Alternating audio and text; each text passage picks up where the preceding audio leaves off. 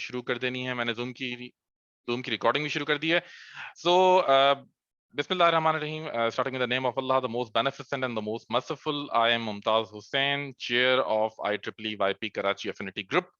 और मेरा साथ दे रहे हैं आज के इस वेबिनार में अब्दुल रहमान और जो जनरल सेक्रेटरी हैं वाईपी ग्रुप के, और हमारे वाइस चेयर राफे, वो थोड़ा सा बिजी हैं वाईपी डिफेंट में, और वो थोड़ी देर में हमें ज्वाइन कर लेंगे, और अब्दुल बुईज जो हमारे सेक्रेटरी हैं वाईपी ग्रुप के। Guys, let me introduce without wasting any time our panelist. सबसे पहले मैं तारुफ करवाना चाहूंगा हमारे पहले पैनलिस्ट मोहम्मद शुएब का। ज्यादा मैं लंबी बात नहीं करूंगा, सिंपल इतना कहूंगा कि शुएब को आप देख सकते हैं, और ये बेसिकली सिविल इंजीनियर हैं। इरास्मस मुंडस स्कॉलरशिप इनको अवार्ड हुई थी। अगर आप लोगों को नहीं पता इरास्मस मुंडस स्कॉलरशिप क्या है तो मैं बता देता हूँ शॉर्ट में कि it's a European commission fully funded scholarship. It is a joint masters degree. ये आप यूरोप के डिफरेंट कंट्रीज की डिफरेंट यूनिवर्सिटीज में पढ़ते हैं। हो सकता है कि 3 डिफरेंट कंट्रीज की 3 डिफरेंट यूनिवर्सिटीज में पढ़ें, या हो सकता है कि आप जो है वो इसको पढ़ें 4 डिफरेंट यूनिवर्सिटीज और 4 डिफरेंट कंट्रीज में। उसके बाद हमारे पास शुएब भाई का एक और चीज कि वो अभी भी इस वक्त पीएचडी कर रहे हैं, और वो भी एक फंडिंग है, उनसे पूछेंगे जानेंगे कि क्या फंडिंग है। उसके बाद हमारे पास सेकंड पैनलिस्ट है अहमद।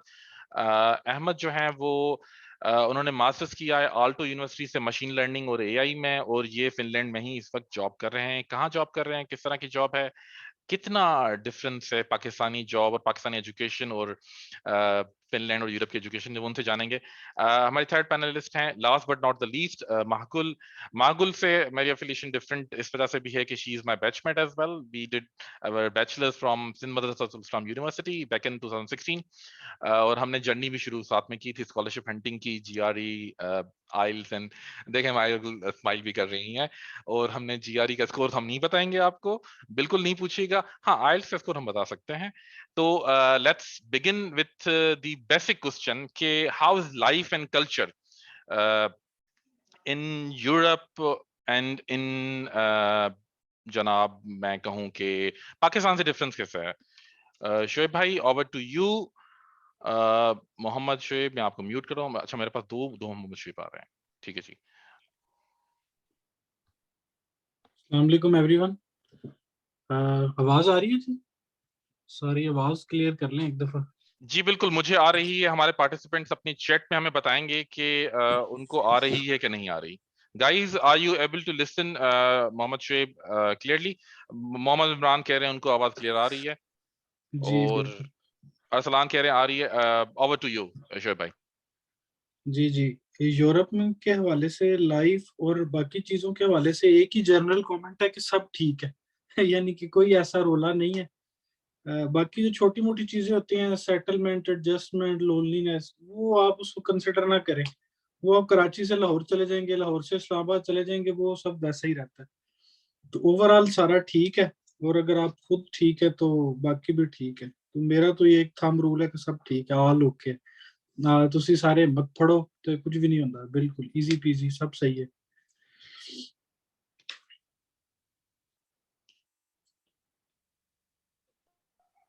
बस मेरा इतने कमेंट है, अभी कोई मजीद डिटेल में जाना है तो फिर वो तो okay okay. Second panelist Ahmed, हम अहमद की तरफ जाते हैं। अहमद, आपके एतबार से स्टडीज और जो है वो पाकिस्तानी स्टडीज, हमारे टीचर्स और हमारी यूनिवर्सिटीज, और जो हमारे यूरोपियन, और स्पेसिफिकली आपसे पूछो तो फिनलैंड में आपको क्या डिफरेंस नजर आया कि वहाँ की स्टडीज किस तरह हैं और यहाँ की स्टडीज किस तरह हैं?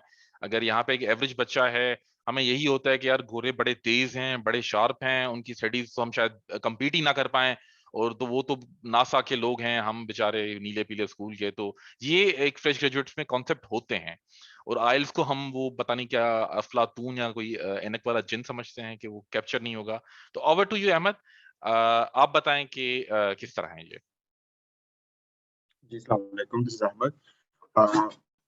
स्टडीज का बेसिकली आई थिंक बाकी शुएब भाई और माहबूब बाद में कमेंट कीजिएगा क्योंकि बाकी यूरोपियन कंट्रीज का मुझे आइडिया नहीं है, लेकिन I can speak for Finland. Different है पाकिस्तान से।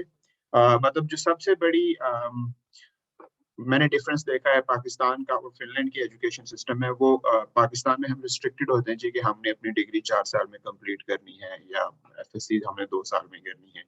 लेकिन what I have observed here कि मेरे साथ 55 साल की उम्र के लोग भी बैठकर मास्टर्स कर रहे हैं, ठीक है, या जो हाउस होल्ड खवातीन हैं वो मेरे साथ बैठकर मास्टर्स कर रही हैं, तो और वो 10-10 साल तक उनकी डिग्रीज चलती हैं। तो एक बात तो ये है कि they are very free in the way कि कोई पर्टिकुलर उनके पास टाइम लिमिट नहीं है कि इस लिमिट के अंदर उन्होंने डिग्री कंप्लीट करनी है। एक बात ये है। दूसरी बात ये है एग्जाम्स का। मैंने फिनलैंड में देखा है कि there is a very minimal concept of this exam thing which we have in Pakistan, और जिसको हम बड़ा प्रायोरिटाइज करते हैं जी के साल में एक बार हमने एक पूरे कोर्स का जो है वो सो कॉल्ड रट्टा मार के तो वही चीज हमने एग्जाम में पूछ कर तो अगले बंदे को इवेलुएट कर लेना है। मेरे मास्टर्स में I guess there were 120 credits और मैंने हार्डली 1 या 2 या मैक्सिमम 3 जो कोर्सेज का एग्जाम दिया होना है। How they were kind of evaluating us कि वो जी हमारी ग्रुप स्टडीज होती थी, हमारे वीकली असाइनमेंट्स होते थे, प्रोजेक्ट्स होते थे, तो हम उसकी बेस के ऊपर इवेलुएट किए जाते थे। लेकिन एग्जाम्स का कॉन्सेप्ट बहुत बहुत कम है। एटलीस्ट फिनलैंड में तो मैंने देखा है कि बहुत ही ज्यादा कम है। और उसके अलावा एक बहुत क्लोज मैंने कोरिलेशन देखी है इंडस्ट्री की और एकेडेमिया की।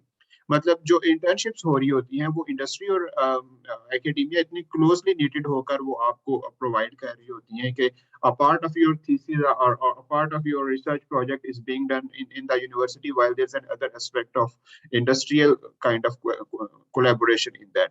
तो पाकिस्तान में मेरे ख्याल में ये चीज हो सकता है अच्छी जो मतलब सो कॉल्ड अच्छी नहीं, मतलब जो बड़े नाम है उनमें हो रहा हो, लेकिन एटलीस्ट जहां से हम आए वहां पर ये चीज नहीं थी। तो ये जो 2-3 मेगा डिफरेंसेस मैंने देखे हैं, और ये बेसिकली ये मतलब वो चीजें हैं कि जो आप कहते हो कि नहीं यार ये अच्छी चीजें हैं, मतलब दिस लाइक काइंड ऑफ के फोकस जो हो रहा होता है वो आपकी ओवरऑल लर्निंग के ऊपर हो रहा होता है। ये नहीं हो रहा था कि इस बंदे के ग्रेड्स कितने हैं या इस बंदे को वो जो है वो बाकी सो कॉल्ड क्रेडेंशियल्स कितने हैं। तो इन दैट वे मेरे ख्याल में ये एक पॉजिटिव चीजें जो मैंने एटलीस्ट फिनलैंड में नोटिस की हैं। बाकी पैनलिस्ट मेरे ख्याल में अपनी अपनी कंट्रीज का बेहतर ओवरव्यू दे सकते हैं। So that is the comment from my side for now.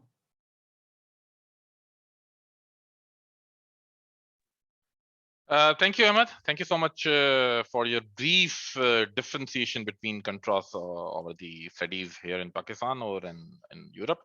तो अगर आपकी पूरी बात को मैं कंक्लूड करूं तो शायद मैं गलत ना होऊंगा कि वहां का माहौल जो है वो पूरा पढ़ने वाला माहौल है, और आप अगर ना पढ़ने वाले भी हो, अगर एवरेज स्टूडेंट भी हो, तब भी वो आपको मजबूर कर देते हैं कि इतनी क्यूरियोसिटी स्पार्क हो जाती है आप में, थोड़ा सा इंटरेस्ट आप में स्पार्क हो जाता है कि आप जो है वो कुछ ना कुछ करने लगे।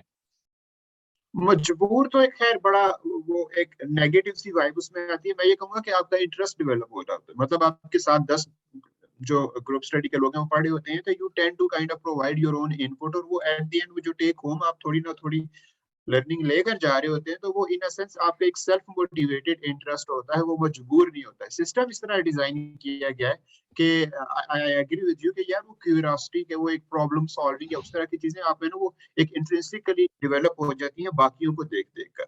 तो इन दैट सेंस मैं कहता हूँ कि ये सिस्टम इस तरह डिजाइन किया गया है कि वो it makes you kind of question the argument, it makes you kind of learn thing by yourself. तो इस तरह का मतलब अगर मैं उसको अच्छा आपकी बात को अपनी बात को रिफ्रेश करूं और आपकी बात को फिर से एक डिफाइन करूं कि हमारे यहाँ सिर्फ ये नहीं है कि हमारे यहाँ सिर्फ एजुकेशन में ये है कि कायदे-ए-आज़म के 14 नुकात याद करने हैं, पर वो आपको फोर्स करते हैं कि ये क्यों बनाए गए, किस पैरामीटर्स में बनाए गए और उसकी रीजनिंग क्या थी। तो वो फिर एक स्पार्क आता है। फिर जब बच्चे में कॉन्सेप्ट आता है कि यार a square plus b square का मैं फार्मूला क्यों याद करूं, जब उसको रीजनिंग पता चलती है तो क्यूरियोसिटी बढ़ जाती है उसकी। बिल्कुल ऐसे। Thank you. चलिए जी, हम अपने third participant last but not the least Magul को तरफ जाते हैं।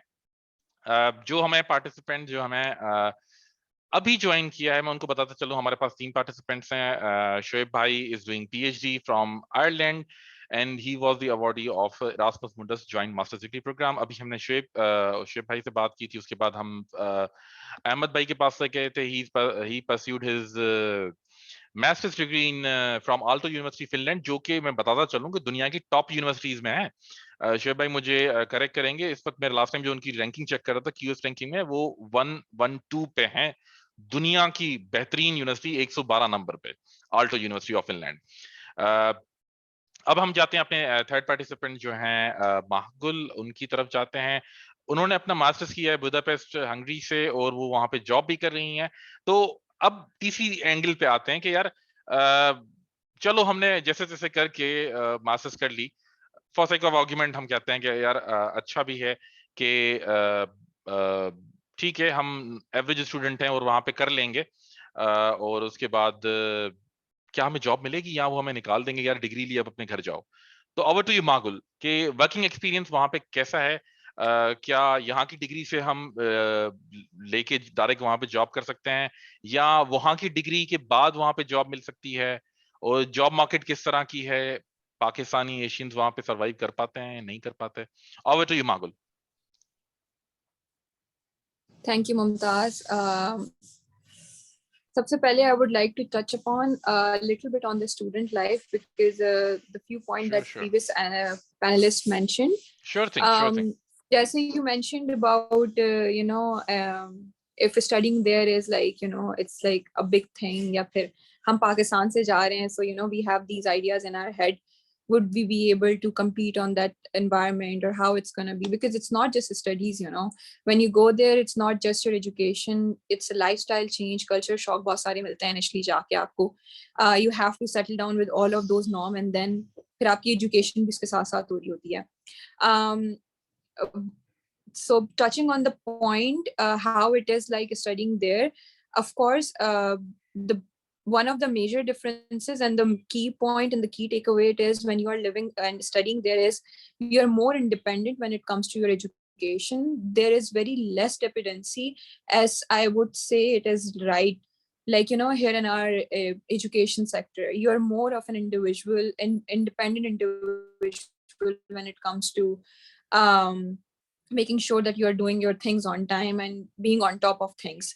Apart from that, when you complete all of that, and also one major thing कि हर semester के course के end में you would be working on something which is gonna spark that curiosity in you, which is gonna make you question things, because जो आपने पढ़ा 3-4 महीने के semester में, उसके बाद at the end of the day अब आपने उससे सीखा क्या?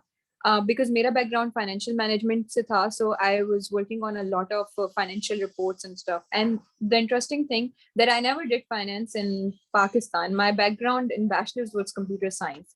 So for me, finance was like a very new paradigm on its own. But I was able to graduate, and that too, I mean, it wasn't like a very rocket science, I would say. Of course, there was a lot of work that went into it.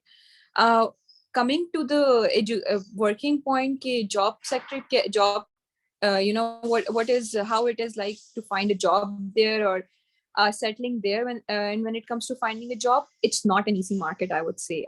It's highly competitive when it comes to that. Education or scholarship, I would say, still aapko mil jati hain, but when it comes to finding a job, you really have to go through a process to get into your dream job or the job that you want to work at the end of the day, because of course the taxes are pretty high. So जब आप compare कर रहे होते हैं पाकिस्तान में बैठ के, भाई मैं उतना कितना कमा रहा था और मैं क्या टैक्सेस वहां पे दे रहा था और मैं यहाँ पे बैठ के क्या कर रहा हूँ, so when you are calculating all that stuff, then there are a lot of things that you would look into, especially when it comes to Budapest. So the job market is tough, but it's not like the end of the world. I mean, you have to just be very persistent and just it's the same like a scholarship, you have to apply for like 100 and then kahin ek aake, you would get that chance. So it's the same when it comes to the job market. Right now, I would say the situation is still getting a lot better than how it was a year back, when the COVID was on its peak, and the companies were on hiring freeze. Right now, they're still easing up on that. However, while sitting in Pakistan and then applying for jobs for European countries, the chances are not that high. It's slim, because initially there are a lot of graduate students there who are graduating from university. So, I mean, they are already there to secure those jobs than someone who is sitting in Pakistan and then applying for the. So it's not impossible, but it's not as easily, you won't be able to get it as easily as someone who is sitting right there and then applying for jobs. Yeah, I don't know. Does it answer your question? जी thank you, मैंने अपना ही mic mute कर लिया था। Thank you Yes. Magur, आपने बड़े अच्छे से समझाया और सारी चीजें बताई। तो आपकी अगर मैं ब्रीफ से कमेंट से मैं अगर आउटकम लेता हूँ, टेक अवे लेता हूँ, वो ये है कि अगर यहाँ पे किसी को ख्याल है कि वो अच्छा डेवलपर है या अच्छा इलेक्ट्रिकल इंजीनियर है, उसने डिग्री नस से ले ली या किसी अच्छी यूनिवर्सिटी से ले ली है, तो वो डायरेक्टली जंप कर सकता है। तो chances are not very great. The एक thing चीज is that, the thing is that in Europe, the main barrier is language. exactly. So if you are gonna apply for jobs there, they would prefer someone who is already there. Uske chances high honge. B, you need to have a familiarity with the language. Because even if you get into the company, they would prefer someone. And if you're like hardcore programmer and developer, then there are high chances like Western Europe, like Germany and all these places would be, that's like your job market, that's where you would want to apply and you would want to work. But then for that, you need to have a grip on the language. So if you start off as a student and then apply for a job, it's way more easier than the other way around. ठीक है, great. और दूसरी चीज जो आपसे मुझे बड़ी अच्छी इंटरेस्टिंग लगी, इस पे मैं बात करना चाह रहा था कि आपने बताया कि आपकी जो डिग्री थी वो फाइनेंस से रिलेटेड थी और यू नेवर स्टडीड फाइनेंस। और यहाँ पे हमारे यहाँ No. हालत ये है कि अगर मुझे डॉक्टर बनना है तो बच्चे को जो है फर्स्ट क्लास में भी बायोलॉजी बनाना है, वो स्कूल से लेके एंड Yeah. तक चीजें पढ़ानी है। अच्छा, I will Yeah. Jump back to Shoaib भाई। अच्छा जी, एक चीज जो मुझे यहाँ से मागुल से मुझे सीखने को मिली वो ये है कि वहां पे ये वाला बैरियर नहीं है कि आपने अगर डॉक्टर बनना है तो आपने क्लास 1 से बायोलॉजी पढ़नी है। तो जॉइंट मास्टर्स डिग्री रासमस का एक्सपीरियंस कैसा था, और आप इस वक्त जो पीएचडी कर रहे हैं वो फंडिंग और वो एक्सपीरियंस कैसा है? और पहले आपसे ये 2 क्वेश्चन हो जाए, उसके बाद मैं मूव ऑन करूंगा। जी मैं आपको अनम्यूट कर रहा हूँ और खुद को म्यूट कर रहा हूँ। ठीक है। अच्छा, यहाँ पर ना लोग काफी कुछ करते हैं, क्योंकि मतलब जरूरी नहीं है कि आप एक हार्डकोर फील्ड से आए हैं तो आप उसी में जाएं या उसी में, मतलब आप इंटरडिसिप्लिनरी कहीं भी प्ले कर सकते हैं। लेकिन इंटरडिसिप्लिनरी का मतलब ये भी नहीं है कि आप बिल्कुल ही कहीं और निकल गए। स्टिल लाइक 60 to 70% आप कहीं ना कहीं, या 40%, ये परसेंटेज भी वेरी कर सकती है, आप कहीं ना कहीं अपनी बेसिक डिग्री से इन टच रह रहे होते हैं। बाकी मेरा जो ये है, तो मेरा तो मास्टर प्रोग्राम ऐसे था कि मैंने तो, क्योंकि मैं सिविल इंजीनियर हूँ, तो मैंने ऑलरेडी एक मास्टर्स पाकिस्तान से भी किया हुआ था, तो मैं एक सेकंड मास्टर्स करने आ गया। तो वो बिल्डिंग इंफॉर्मेशन मॉडलिंग में था, बड़ा स्पेशलाइज्ड किस्म का था।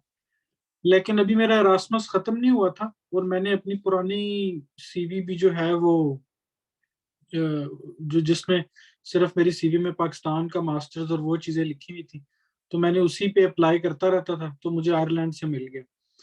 अब मेरा जितना भी एक्सपीरियंस है कोई भी स्कॉलरशिप लेने का, मतलब मैंने सिर्फ इरास्मस या पीएचडी नहीं ली हुई, मैंने यूनाइटेड नेशंस की फेलोशिप भी ली हुई है, एशियन फाउंडेशन की फेलोशिप भी ली हुई है। तो आउट ऑफ एकेडमिक चीजों में जब भी आप जाते हैं ना, बड़ी बड़ी ऑर्गेनाइजेशन में, यूएन में, आगे पीछे, एक्सपीरियंस कैसा रहा वो तो बाद की बात है कि आपने यहाँ आके क्या सीखा। जो मेन कंसर्न है, जिस तरह अभी स्टूडेंट बैठे हैं जो अभी इस प्रोसेस में आ रहे होंगे, तो प्रोसेस के लिए तो ये है कि आप वो चीजें करें जो उनको नजर आए। मसलन मैं हमेशा आपको एक बात बताऊं बड़ी, कि मेरी सीवी में या हमेशा को जो विनिंग चीज होती है वो ये होती है कि मेरी डिग्री जो पाकिस्तान की है सिर्फ वो नजर आ रही होती है। नीचे जब आप एक्सपीरियंस में आते हैं तो उसमें कोई अमेरिकन इंस्टीट्यूट है, सर्टिफिकेशंस आती हैं तो वो उनकी सर्टिफिकेशंस है, मतलब उनको कोई लोकल चीज नजर नहीं आती। उसका एक लिटमस टेस्ट मैं सबको ये बताता हूँ कि पाकिस्तान से नीचे कंट्री अफगानिस्तान है, भूटान है, नेपाल है, वहां से कोई लड़का आ जाए जी मैंने वहां से बड़ा कुछ कर लिया है, आप उसका कोई इतना वेटेज नहीं कहेंगे भाईजान तुसी कर लिया, बड़ी मेहरबानी ਤੁਹਾਡੀ, ठीक है। लेकिन जब वो आपको बताएगा कि मैं लम से ग्रेजुएट हूँ, मैं नस्ट में एडमिशन लिया है, ओपन मेरिट, आपको समझ आ जाएगी। जैसे आप देखें सीएसएस बहुत सारी दुनिया करती है, लेकिन जब कोई सिंध से बलूचिस्तान से करता है तो वो हाईलाइट ज्यादा होता है, क्योंकि उसने उस टफनेस से आया है। इसी तरह जब आप यूरोपियन, अमेरिकन, कैनेडियन किसी मार्केट में जाते हैं, उनको बताते हैं आपका आइल्स का स्कोर अच्छा है, वो कहते हैं ओके गुड, इसने हमारा इम्तिहान पास किया है, इसने कोई सर्टिफिकेशन की है, किसी जर्नल में पब्लिश किया है, तो वो फौरन कनेक्ट हो जाती है उनके अंदर कि ये बंदा किस कैलिबर या किसका है। मैं आपको ऑनेस्टली बताऊं, NUST, UET, university of Lahore का कोई फर्क नहीं पड़ता। जो अस्तूट प्रोफेशनल है, जो ठीक ठाक किस्म का प्रोफेसर है, वो आपकी सीवी के कीवर्ड से ही पता लगा लेता है। ये मेरा एक्सपीरियंस है। किसी को नस्ट का एडवांटेज मिला हो, यूईटी का मिला हो, मे भी वो जब सेलेक्ट कर लेते हैं, 4-5 बंदे रख लेते हैं, उसके बाद शायद वो यूनिवर्सिटी की रैंकिंग देखते हो। लेकिन जो वेरी इनिशियल स्क्रीनिंग होती है उसमें तो यही चीजें आती हैं। और मैं चलें आपको बता देता हूँ कि मेरा जो मतलब मेरी पीएचडी जो है वो ग्रीन बिल्डिंग्स और बिल्डिंग इंफॉर्मेशन मॉडलिंग में है। तो अब ग्रीन बिल्डिंग प्रोफेशनल्स के लिए 3-4 एग्जाम होते हैं अमेरिकन। मैंने ना सिर्फ वो दिए हुए थे बल्कि उनकी एडवाइजरी काउंसिल्स का मेंबर भी था।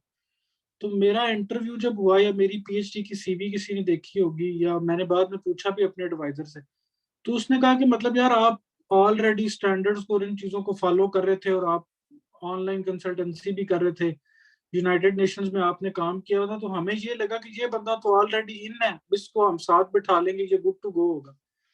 और मैंने जब उससे पूछा कि कहाँ कहाँ से लोग थे, उसने कहा हांगकांग से भी थे, इंडिया से भी थे, बांग्लादेश से थे, इजिप्ट से थे। तो ये ना बाज का पर्सनल कनेक्शन भी होता है कि प्रोफेसर क्या देख रहा है, आप कहाँ कनेक्ट कर रहे हैं। किसी स्टूडेंट को, ये मैं आपको बहुत लाजमी बात बता दूं, है ये आउट ऑफ टॉपिक, लेकिन मैं एक बात बता दूं, किसी स्टूडेंट को जब रिजेक्शन आती है ना, इट डजेंट मीन कि यार आपको आपको नहीं आता, आपकी प्रोफाइल बुरी है, या आपने लिखा नहीं। ठीक है, आप अपने हद तक उसको इम्प्रूव करें, लेकिन रिजेक्शन डजेंट मीन कि आप अपने आप को क्वेश्चन करना शुरू कर दे। ये फीलिंग आती है, इंड्यूस होती है, लेकिन कोई इशू नहीं है। मुझे 23 रिजेक्शन आई थी, लेकिन मैं बिल्कुल, जिस दिन रिजेक्शन आती थी मैं तो पार्टी करता था कि अच्छा यार, ये ईमेल रुकी हुई थी, ये मेरे जेहन में था, ये गंद निकल गया, अब एंजॉय करो। लगे रहें, आप कहीं ना कहीं पहुंच जाएंगे। और बाकी लाइफ कैसी है, जॉबें मिलती हैं, ये नहीं मिलती, ये बड़ी बात की स्टोरी है। वल्ला इतनी इतनी अपॉर्चुनिटीज निकल आती हैं, आपको पता ही नहीं होता कि अच्छा है भी ऐसी, या ये भी चीज थी। आपका फर्स्ट गोल जो होना चाहिए कि अपने आप को, अपने स्टार कहाँ पर आना है, ताकि आप कहीं भी प्लेस हो, आप गुड टू गो हो।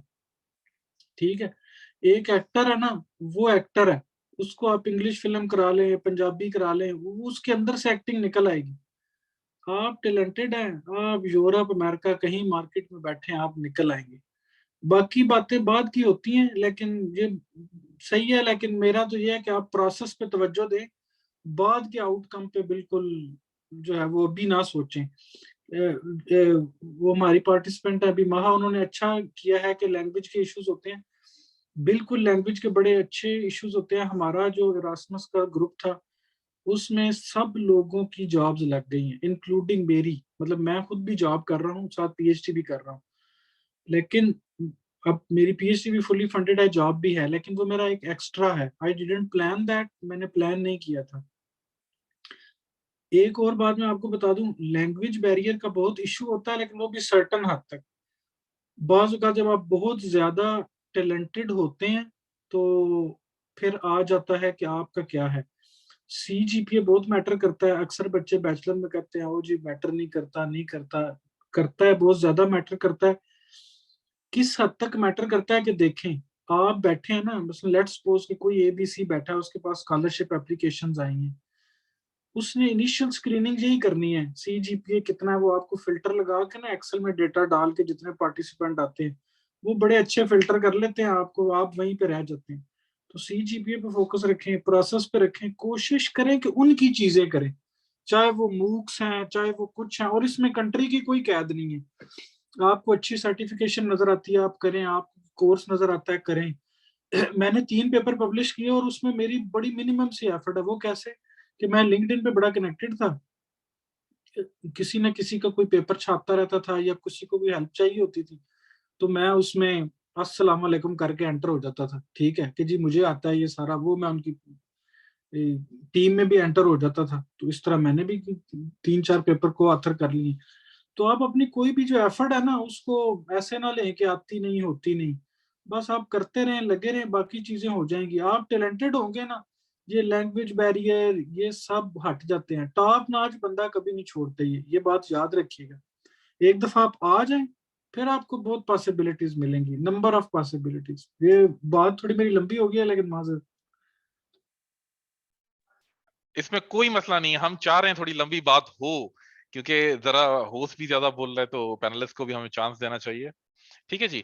अच्छा, शोएब भाई की बातों से हमने दो बातें सीखी हैं, जो मैं आउटकम इस तरह से ले रहा हूँ कि हमारे पास जो कुछ लेट पार्टिसिपेंट ज्वाइन कर रहे हैं, जिनके पास कनेक्शन का इशू आ रहा है, तो वो उनको एक शॉर्ट ब्रीफ समरी मिल जाए। एक, शोएब भाई की बात को अगर मैं कंक्लूड करूं तो मुझे एक मिला कि success is a journey not a destination. Doing is often more important than outcome. अगर आपको एक रिजेक्शन मिल रही है एक स्कॉलरशिप में, दो स्कॉलरशिप में, और आप उस पे रो रहे हैं कि यार आपको रिजेक्शन मिली है, जैसा शोएब भाई ने बताया ना, उनको भी सक्सेस मिली है तो 25-30 रिजेक्शन के बाद मिली थी। Mahagul is my batchmate, as I told earlier in the start of this webinar. मैंने 2016 में ग्रेजुएट हुआ हूँ कंप्यूटर साइंस में, सिंध इस्लाम यूनिवर्सिटी कराची से। उसका पहले बैच में था। तो बाहर की दुनिया तो आप छोड़ें, हमें पाकिस्तान में भी कोई नहीं पहचानता था कि यार एसएमआई कौन सा है। फिर हम रेफरेंस दिया करते हैं कि यार वो कायद आजम का स्कूल जो है वो अब यूनिवर्सिटी बन गया है, हम उसके पहले बैच से हैं। ठीक है जी। Computer science graduate, no one knows about it. और अल्हम्दुलिल्लाह मुझे कोई स्कॉलरशिप तो नहीं मिली फुली फंडेड, पर जो इरास्मस मुंडस स्कॉलरशिप का एक पार्ट आता है, एक प्रोग्राम आता है डिपेंड के नाम से, advance dependable system, real time systems की डिजाइनिंग कर रहे होते हैं, उसके डिफरेंट सीन्स हैं। उस प्रोग्राम में मैं 2 बार जो है रिजर्व लिस्ट में हूँ। रिजर्व लिस्ट इज लाइक कि आपकी सिलेक्शन लिस्ट है, उसमें 10 लोग हैं, और एक रिजर्व लिस्ट है। अगर सिलेक्शन लिस्ट में से कोई 1 2 4 छोड़ देते हैं किसी वजह से, या उनको कोई दूसरी अपॉर्चुनिटी होती है या किसी वजह से, तो वो रिजर्व लिस्ट से उठा के बंदे जो है, इन शॉर्ट आप वेटिंग लिस्ट समझ लें। तो उसको अचीव करने के लिए मुझे 40 रिजेक्शन लेनी पड़ी थी। फिर मुझे फिनलैंड में एक फुली ट्यूशन फी वेवर मिल गया था कि मुझे उन्होंने ट्यूशन फी से वेव कर दिया। टाम्पे यूनिवर्सिटी थी, पर थैंक्स टू कोविड में नहीं जा सका।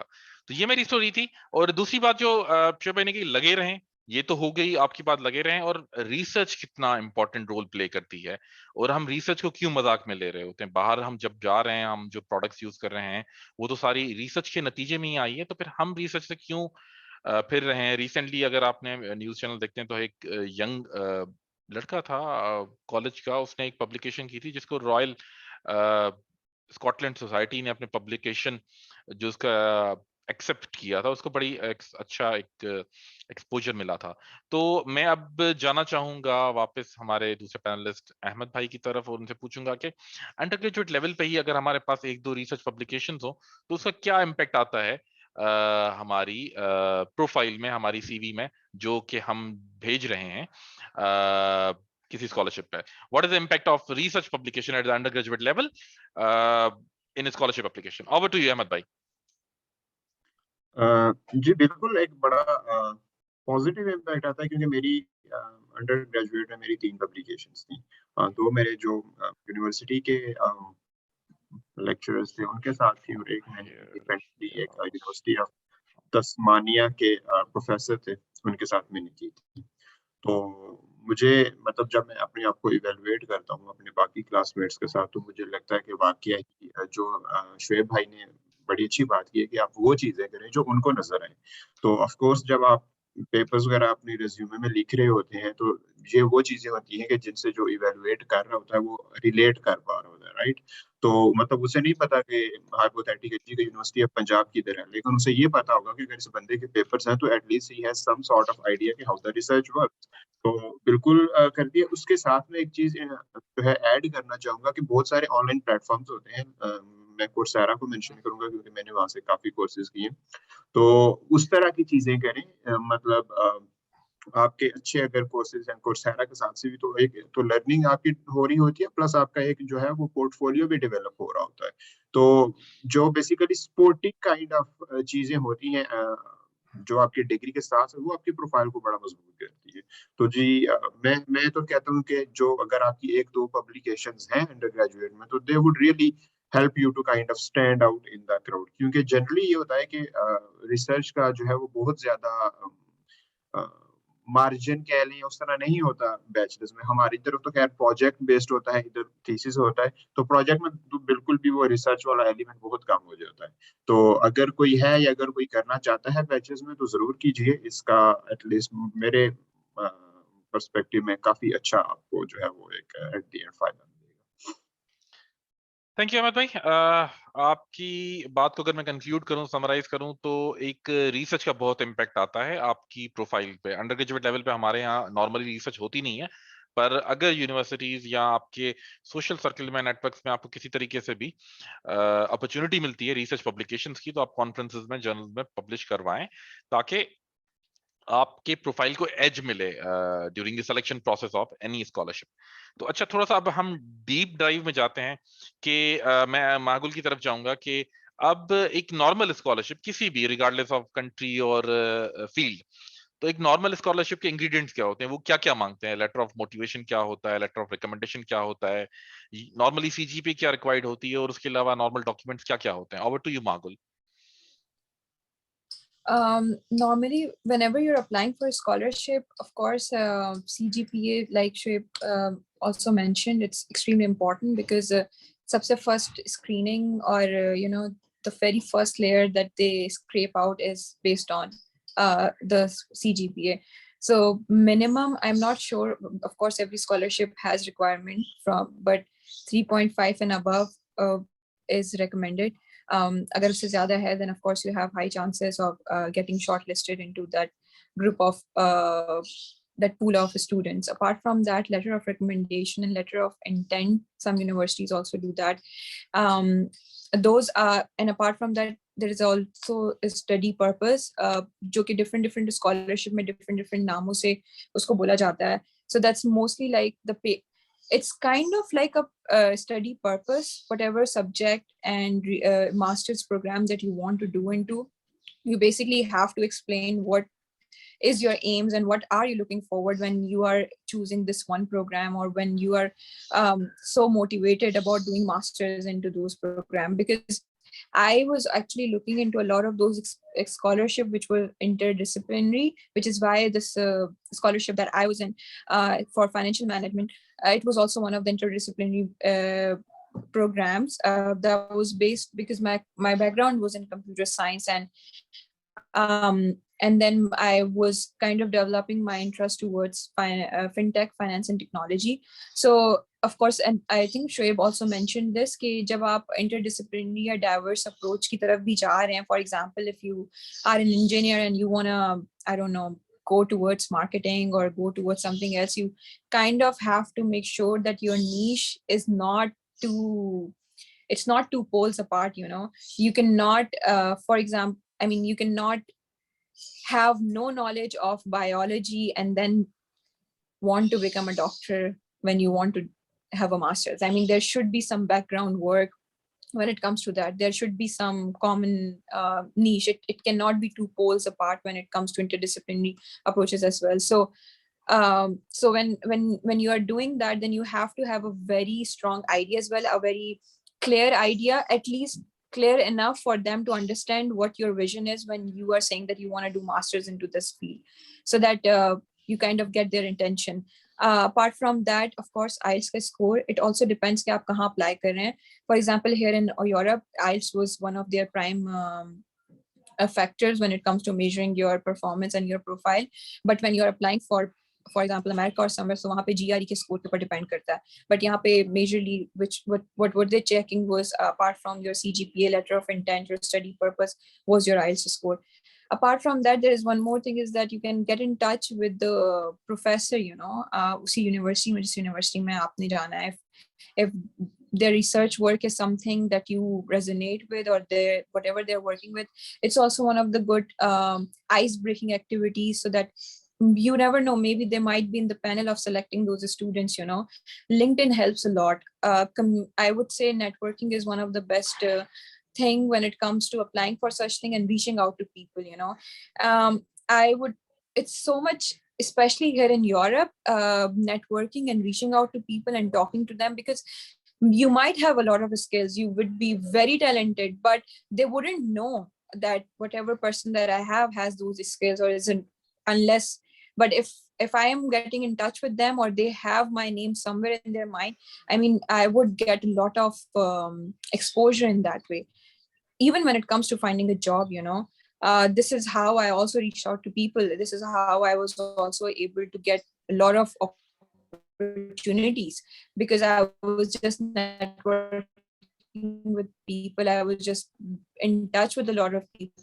You know, whoever they're interested in, whatever they're doing, I would just simply just reach out to them on LinkedIn. And there's so many people, they're just happy to reach back to you. They would reply you back. And it's just a good way to start a healthy community as well. So you would have your own circle and your own community when it comes to finding jobs or opportunities, or you never know what you would land, you know, might not necessarily be that one scholarship you're looking for, but it can open so many other doors for you as well. Thank you Makul. आपकी बात को मैं conclude करूं तो पाकिस्तानी अवाम के लिए हम ये कहना चाहेंगे कि एफर्ट्स हमने खुद ही करने हैं। कोई यहाँ पे जो होते हैं ना, भाई ने लेके गए एडमिशन दिला दी और अब्बा ने कुछ कर दिया, किसी को सिफारिश कर दी, टीचर को उसने कुछ कर दिया, तो पाकिस्तानी सोसाइटी वाले कनेक्शंस वो नहीं होते। यहाँ पे कनेक्शंस का मतलब पर्ची या सिफारिश नहीं है। यहाँ पे कनेक्शंस का मतलब है कि आपने अपने स्किल्स प्रूव करने हैं और अपनी सोशल नेटवर्क में अपनी एक वर्थ बनानी है कि you know this thing, let's say social media marketing, and you can do that. तो फिर आपकी वर्थ बनती है और आपकी चीजें होती हैं। मेरे पास क्वेश्चन थोड़े थोड़े आ रहे हैं चैट में, तो जो बेसिक है मैं दे सकता हूँ, उनको कह सकता हूँ मैं। Khadija Basharat, if you are listening to me, I am unable to understand your question, can you please simplify. दूसरा है कि सीजीपीए मैटर्स। जी बिल्कुल मैटर्स करती है। बहुत सारी स्कॉलरशिप्स आपकी जो होती हैं वो इसी तरह कहती हैं कि मिनिमम रिक्वायरमेंट जो सीजीपी है वो ये है कि 3.5 चाहिए, ठीक है। दूसरी रिक्वायरमेंट बाद में होती है। उसके बाद आया है आइल्स इज मैंडेटरी। जी जनाब, बिल्कुल आइल्स इज मैंडेटरी है। ऑलमोस्ट जो यूरोपियन और वेस्टर्न स्कॉलरशिप्स हैं उसमें आइल्स बहुत जरूरी होता है। And depending on the field, कि अगर आप आईटी में जा रहे हैं, इंजीनियरिंग में जा रहे हैं, तो आइल्स कम मांगेंगे। अगर आप लिटरेचर में जा रहे हैं, लॉ की साइड पे जा रहे हैं, जहां पे रीडिंग और राइटिंग और लिसनिंग ज्यादा होती है, प्राइम फोकस उस पे होता है, तो उस पे स्कोर्स भी ज्यादा रिक्वायर्ड होते हैं। ऑक्सफोर्ड में चले जाएं, लैंग्वेज और लिटरेचर, इंग्लिश लिटरेचर का कोई कोर्स उठा लें, या बैरिस्टर, बारेट लॉ, एलएलएम का उठा लें, तो आपको 7.5 कहीं कहीं उससे भी ज्यादा आपको रिक्वायर्ड होती है आइल्स की। तो उससे बगैर तो चल ही नहीं पाता। दानिश का क्वेश्चन है, significant factor that you would recommend to work on that will contribute to achieving your Erasmus GPA academic. जी ये क्वेश्चन हम अपने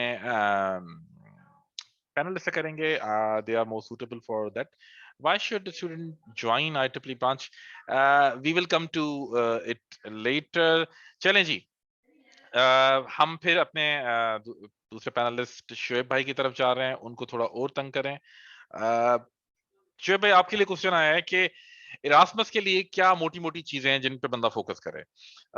वो ये कह रहे हैं कि GPA, academic publication, industry experience, project, इसके अलावा और क्या क्या चीजें हो सकती हैं जिस पे बंदा फोकस करे। और आप पहले बता चुके हैं हमें कि जो इंटरनेशनल ग्लोबल इंस्टीट्यूट्स हैं, जिस तरह आपने यूएन की फेलोशिप ली हुई है, तो उनका कितना इम्पैक्ट आएगा यहाँ पे। अगर किसी ने मल्टीनेशनल है, कोक है, और या कोई दूसरी चीज है, या लेट्स से IEEE के एक अच्छे प्लेटफॉर्म पर उन्होंने वॉलंटियर किया है, तो वो चीजें किस तरह अफेक्ट करती हैं सिलेक्शन प्रोसेस को इरास्मस के स्पेसिफिक कॉन्टेक्स्ट में। ओवर टू यू शुएब भाई। अच्छा, इरास्मस मंडस है या कोई भी स्कॉलरशिप है ना, इसके लिए मैं ना अक्सर एक लोगों को मिसाल देता होता हूँ। वो हम पाकिस्तानियों को समझ बड़ी अच्छी आती है, इसलिए है कि कोई लड़का है या कोई लड़की है, उसने जब अपनी शादी करनी है, रिश्ता देखना है, वो हर चीज देखता है। प्यारी हो, पढ़ी लिखी हो, ये हो, लड़का हो वो सेटल्ड हो, घर भी हो, गाड़ी भी हो। अब गाड़ी कौन सी हो, मेहरान हो, सिविक हो। अब देखें आपने, और प्रेजेंटेशन भी अच्छी हो, ठीक है। मैंने ना एक दफा काम किया, मैं क्योंकि सिविल इंजीनियर हूँ तो मैं कंसल्टेंट भी था।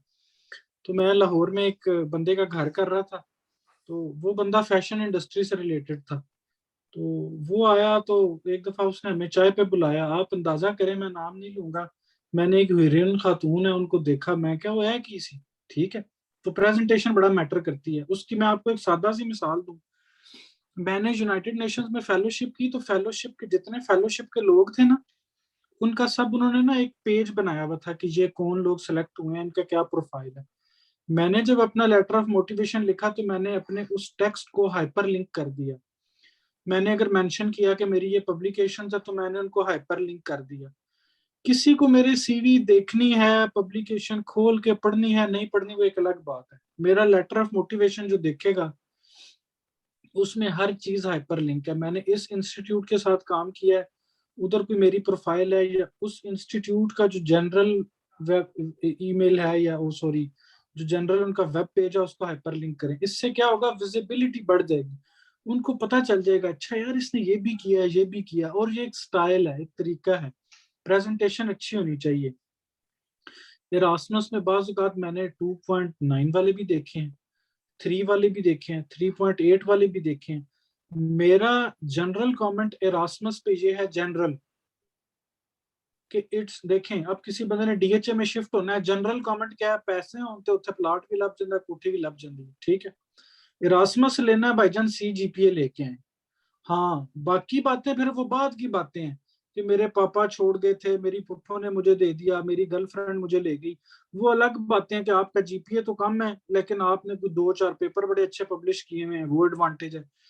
वो प्रोफेसर एक दफा सोचेगा, और ये बहुत मैटर करता है, सी जीपीए मैटर करता है, लेकिन जहाँ 2 पब्लिकेशन था ना, तो फिर प्रोफेसर ये भी सोचता है कि अच्छा ये सी जीपीए वाला ने तो कुछ नहीं किया, लेकिन ये पब्लिकेशन के प्रोसेस से गुजरा है जिसमें आप मैन्युस्क्रिप्ट सबमिट कराते हैं, फिर रिव्यूज आते हैं, देते हैं, ये भी एक एक्सरसाइज है, ये विद पैसे जाती है।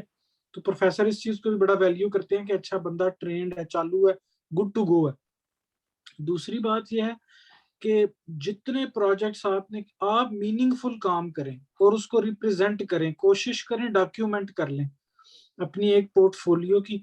अब आप देखिएगा अक्सर प्रोग्राम्स पे, स्कॉलरशिप्स पे, वेबसाइट्स पे ये आता है कि वो पर्सनल वेबसाइट मांगते हैं। आप विक्स पे, मैं तो जनरली अपनी डालता हूँ लिंक्डइन वाली, या अब मैंने एक बना लिया विक्स की तो वो भी मैं डाल देता हूँ। तो आप अपना पोर्टफोलियो बनाएं, उसमें आप अपनी पिक्चर्स गैलरी भी डालें। अगर आप कहीं घूमने गए हैं तो आप अपनी कोई 10-12 ट्रिप पिक्चर्स भी डाल देंगे, यार ये बंदा लाइवली है, बिल्कुल ही क्लाशनकोफ लेके नहीं खलोते हैं, ठीक है। तो आप ना, एक मिक्स एंड मैच है ये सारा, ये वेटेड एवरेज है, किसी की ज्यादा है किसी की कम है, उसमें सी जीपीए है, आपके एकेडमिक्स हैं, आपने क्या किया है। यार आपने सिर्फ ना IEEE में या किसी सोसाइटी में ना सिर्फ यही किया ना कि आप उधर बैठ जाएं, आप उधर बैठ जाएं, यार इसको भी आप बड़े अच्छे तरीके से बेच सकते हैं। मैं आपको ऑनेस्टली कह रहा हूँ, अगर आपको बेचना आता है तो ठीक है। हालांकि आपने प्रैक्टिकली कोई IEEE में कोई साइंस नहीं लड़ाई, आपने पार्टिसिपेंट को बिठाया जी आप इधर बैठ जाओ, उधर बैठ जाए, ये भी सेल हो जाएगा। लेकिन आपको तरीका आना चाहिए, इवेंट की कोई पिक्चर्स हैं, इवेंट का कोई कोई काम किया है तो आप करें। जितना काम करते जाएंगे करें, आप अंदाजा करें, मेरा इतना बिजी स्केड्यूल है, लेकिन मैं फिर भी किसी अच्छे इदारे का कोई वॉलंटियर काम आता है ना। अब आपको मैं बताऊं, पूरी दुनिया में ना ग्रीन बिल्डिंग एक्सपोज होते हैं कि ये मटेरियल हैं, ये हमारी कंपनीज हैं। उनके लिए ना इनको रिव्यूअर्स चाहिए होते हैं कि जितने लोग हमारे पास बूथ लगाएंगे या जितनी कंपनियां आएंगी उनके पोर्टफोलियो कोई रिव्यू करे। अब ये मैं एक्स्ट्रा काम है, कोई पैसा नहीं है, कुछ भी नहीं, लेकिन मैं कर लेता हूँ। क्यों? क्योंकि नाम मिलता है कि आप प्रपोजल रिव्यूअर रहे हैं, कुछ रहे हैं। तो इस तरह का मीनिंगफुल आप जो भी करेंगे वो रजिस्टर्ड होगा। अपनी सीवी, अपनी ये चीजें, विजुअल चीजों को बहुत ज्यादा इंपॉर्टेंट दें। आप एक बुरा सी वेबसाइट देखें, आप एक अच्छी वेबसाइट देखें, आपका मूड ही चेंज हो जाएगा। इसी तरह आपकी जो सीवी है उसमें इतनी गुड टू गो चीजें हों कि पहले 3 से 10 सेकंड में बंदे को सारी अच्छी अच्छी वाइब्स आ जाएं, अच्छे अच्छे वर्ड्स नजर आ जाएं। लेटर ऑफ मोटिवेशन बड़े ध्यान से लिखें, किसी को ना बताएं कि लेटर ऑफ मोटिवेशन में कि मैं ये प्रोग्राम करूंगा, फ्रांस में, इटली में रहूंगा तो मेरे लिए, उनको पता है आप पाकिस्तानी, आप वहां से निकलेंगे तो इटली में मजा आएगा आपको, ये आप उनको ना बताएं। और ये भी उनको ना सिखाएं कि this program is very high, उनको पता है ये प्रोग्राम वेरी हाई है। आप क्या लेने आ रहे हैं, आप ये बताएं। मैंने अक्सर ये देखा, लोग बड़ा फॉल्ट करते हैं, this is very good program, उनको पता है, आप ना बताएं मेहरबानी। डोंट वेस्ट योर स्पेस, जाया नहीं करनी लेटर ऑफ मोटिवेशन की। फिर आप ये देखें कि आप फ्यूचरिस्टिक गोल्स क्या हैं। आप ये भी ना बताएं कि मैं लोगों से मिलूंगा तो मैं बड़ा अच्छा खेलूंगा, बड़ा मुझे गुड्डी गुड्डी गिली गिली मजा आएगा। नहीं, उनको पता है कि जब लोग मल्टी डिसिप्लिनरी बैठते हैं तो वो खेलते कूदते भी हैं, वो सब कुछ करते हैं। लेकिन आपने ये बताना है कि आप क्यों आ रहे हैं। अब मैं जब अपना लेटर ऑफ मोटिवेशन लिख रहा था तो मैंने बताया कि मैंने ये मास्टर्स तो मैं करूंगा, लेकिन मेरी जो रिसर्च है वो मैं इस साइड पे करना चाहता हूँ। तो उससे ये भी पता चल जाता है कि अच्छा बंदे का ना अभी से थीसिस ओरिएंटेड या रिसर्च ओरिएंटेड ज़हन है, ये कुछ करेगा। और फिर मैंने उसका 1-2 लाइनों में लिख भी दिया कि मैं जो हमारा बिल्डिंग का डेटा एनालिसिस है उसका मैं मेटावर्स में डेटा विजुअलाइजेशन और ये चीजें करूंगा AR VR में, ठीक है। तो अब ये चीजें अगले पागल नहीं बैठे हुए, वो मैं आपको सिंपल सी एग्जांपल देता हूँ। हम सब बैचलर कर रहे हैं, आपके पास एक मैट्रिक का बच्चा आए, वो कितनी कुछ छोड़ लेगा आपके सामने, आप पकड़ नहीं लेंगे। इसी तरह आप जितनी मर्जी छोड़ लें, अगले प्रोफेसर हैं भाईजान, वो आपको देख लेंगे कि आप कितने हैं, कितना आप बस तखय्युल की परवाज में हैं और कितना आप पेपर ऑन गुड है। तो बिल्कुल अपने आप को ओवर स्मार्ट ना करें, बहुत एकेडमिकली चलें, शॉर्ट चलें। आप यार आधे पेपर का लेटर ऑफ मोटिवेशन लिखें सही, उनको ना सिखाएं कि ये है तो ये है, और ये भी ना लिखें कि मेरे मुश्किल हालात थे, मैं साइकिल पे गया, मेरी जूती फट जाती थी, फिर मेरी अम्मी मुझे पैसे नहीं देती थी। तो ऐसे भी ना करें, इनसे उनका कोई दुनिया में बहुत मुश्किल हालात से गुजरते हैं। आप यहाँ पर आके देखिएगा, गोरों की जिंदगी भी बहुत मुश्किल है। ये अपने छोटे छोटे खर्चे खुद उठाते हैं, जॉबें करते हैं, इस तरह की अयाशियां नहीं करते जिस तरह की हम करते हैं, मौजां लगी आने, नहीं, इस तरह बिल्कुल नहीं होता। तो हार्डशिप सबकी लाइफ में वो हर बंदा लिख सकता है, आप हार्डशिप से हट के लिखें। आप बताएं कि आपको इस फील्ड से क्या है। मुझे तो मैंने मेरा कोई लेटर ऑफ मोटिवेशन पढ़े, वो तो कहते थे कि ये किसी को ये वाइब्स आएंगी कि ये तो क्लास में ही सोया करेगा, क्लास से जाएगा ही नहीं, इतना शौक है इसे पढ़ाई का। लेकिन अगेन वही बात है कि आप सेल कर सकते हैं ना अपने आप को, आप जो मर्जी करें तो वो ये बाकी बातें हैं सारी। विजुअलाइजेशन पे मैं बहुत मुझे कोई पूछे ना एरास्मस वाला, तो मैं अक्सर लड़के भेजते हैं लेटर ऑफ मोटिवेशन सब कुछ ये वो, मैं तो किसी की सीवी पढ़ता ही नहीं जब तक वो विजुअली मुझे अच्छी ना लगे, मैं दोबारा वापस भेज देता हूँ कि इसको अच्छा करें। यार आपने MIT लिखा हुआ है या आपने MIT के साथ कुछ किया और वो किसी कोने खुदरे में लिखा हुआ है, अगले बंदे को तो नहीं नजर आएगा MIT में, ठीक है। तो प्रेजेंटेशन बहुत मैटर करती है, और कहानियां ना लिखें, बड़ा टू दी पॉइंट हो। और जो प्रोग्राम की डिस्क्रिप्शन में वर्ड्स आए हैं ना, ये डिस्क्रिप्शन प्रोग्राम की वेबसाइट ये उन लोगों ने लिखी है जिन्होंने इरास्मस विन किया है। जो इरास्मस का प्रोग्राम है ये मिलता ऐसे है कि कुछ प्रोफेसर मिलके प्रपोजल बनाते हैं, वो प्रपोजल यूरोपीय यूनियन में जाता है, तो वो आपको सिलेक्ट कर रहे हैं, वो खुद भी सिलेक्ट हुए होते हैं यूरोपीय यूनियन के लिए। तो उनके जो प्रपोजल हैं, प्रोजेक्ट डिस्क्रिप्शंस हैं, उनको पढ़ें, वो कीवर्ड्स देखें, उन कीवर्ड्स को अपने लेटर ऑफ मोटिवेशन में, अपनी सीवीज में वो उनको दिखाएं। वो जब वैसे दिखेंगे तो बस फिर आपको जो है ना वो समझ आना शुरू हो जाएगी सारी बात। Thank you. Thank you ji.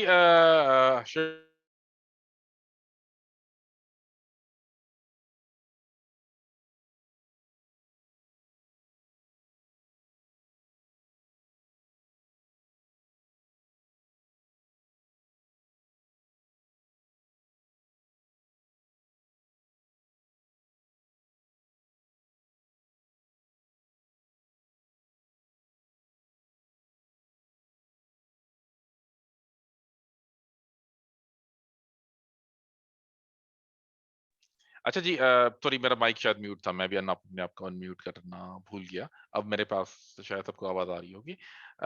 Chef भाई ने बड़ी अच्छी हमें डिस्क्राइब किया कि अपने आप को पिच करना है, किस तरीके से हम अच्छे से पिच कर सकते हैं अपने आप को स्कॉलरशिप्स के लिए।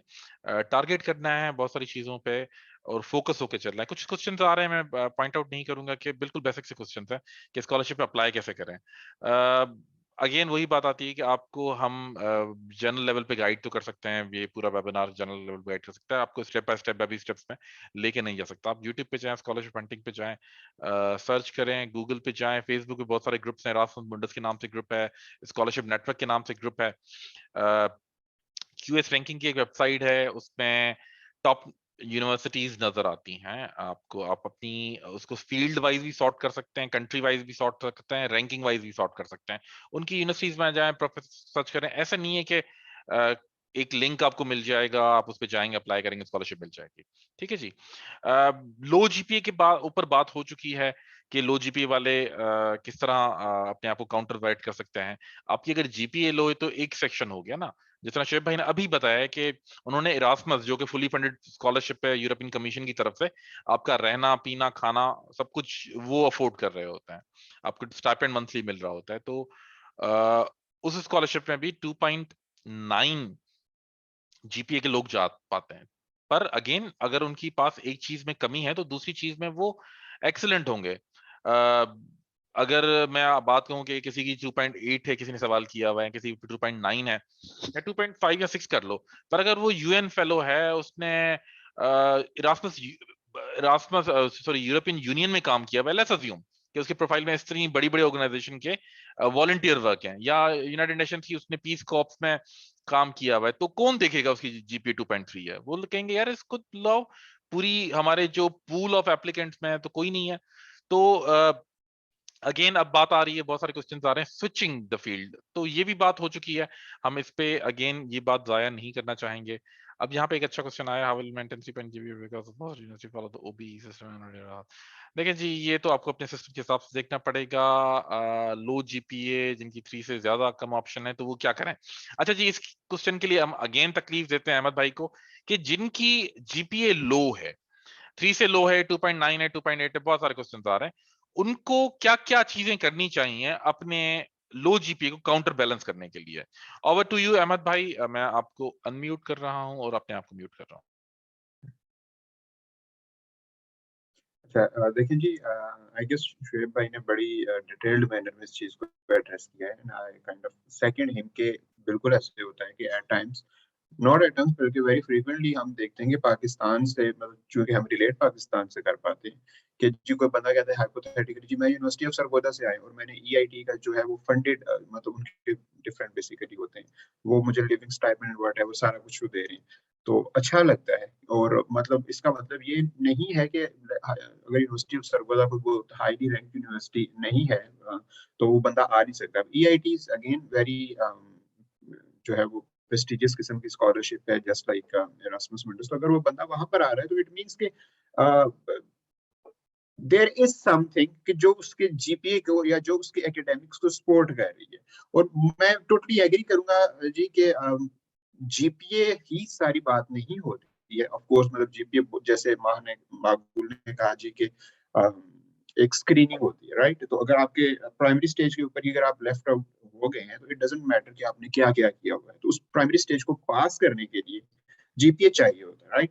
तो आई कांट रियली से, लेकिन मेरे ख्याल में जो जो मेरा अपना पर्सनल है कि जो आपके अगेन एक्सपीरियंसेस हो गए, पब्लिकेशंस हो गई, जैसा शोएब भाई ने कहा वॉलंटरीली वर्क होता है डिफरेंट ऑर्गेनाइजेशंस में, वो हो गया है, डिफरेंट ऑनलाइन कोर्सेज वगैरह होते हैं।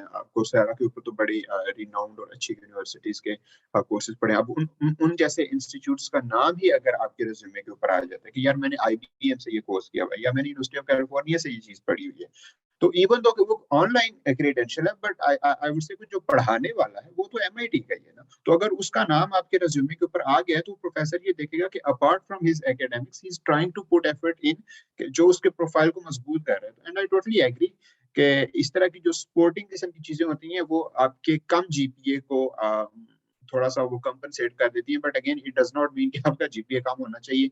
हाई जीपीए बहुत जरूरी है, मैं टोटली इंडोर्स करता हूँ इस चीज को। आई थिंक ये यही मेरा कमेंट होगा।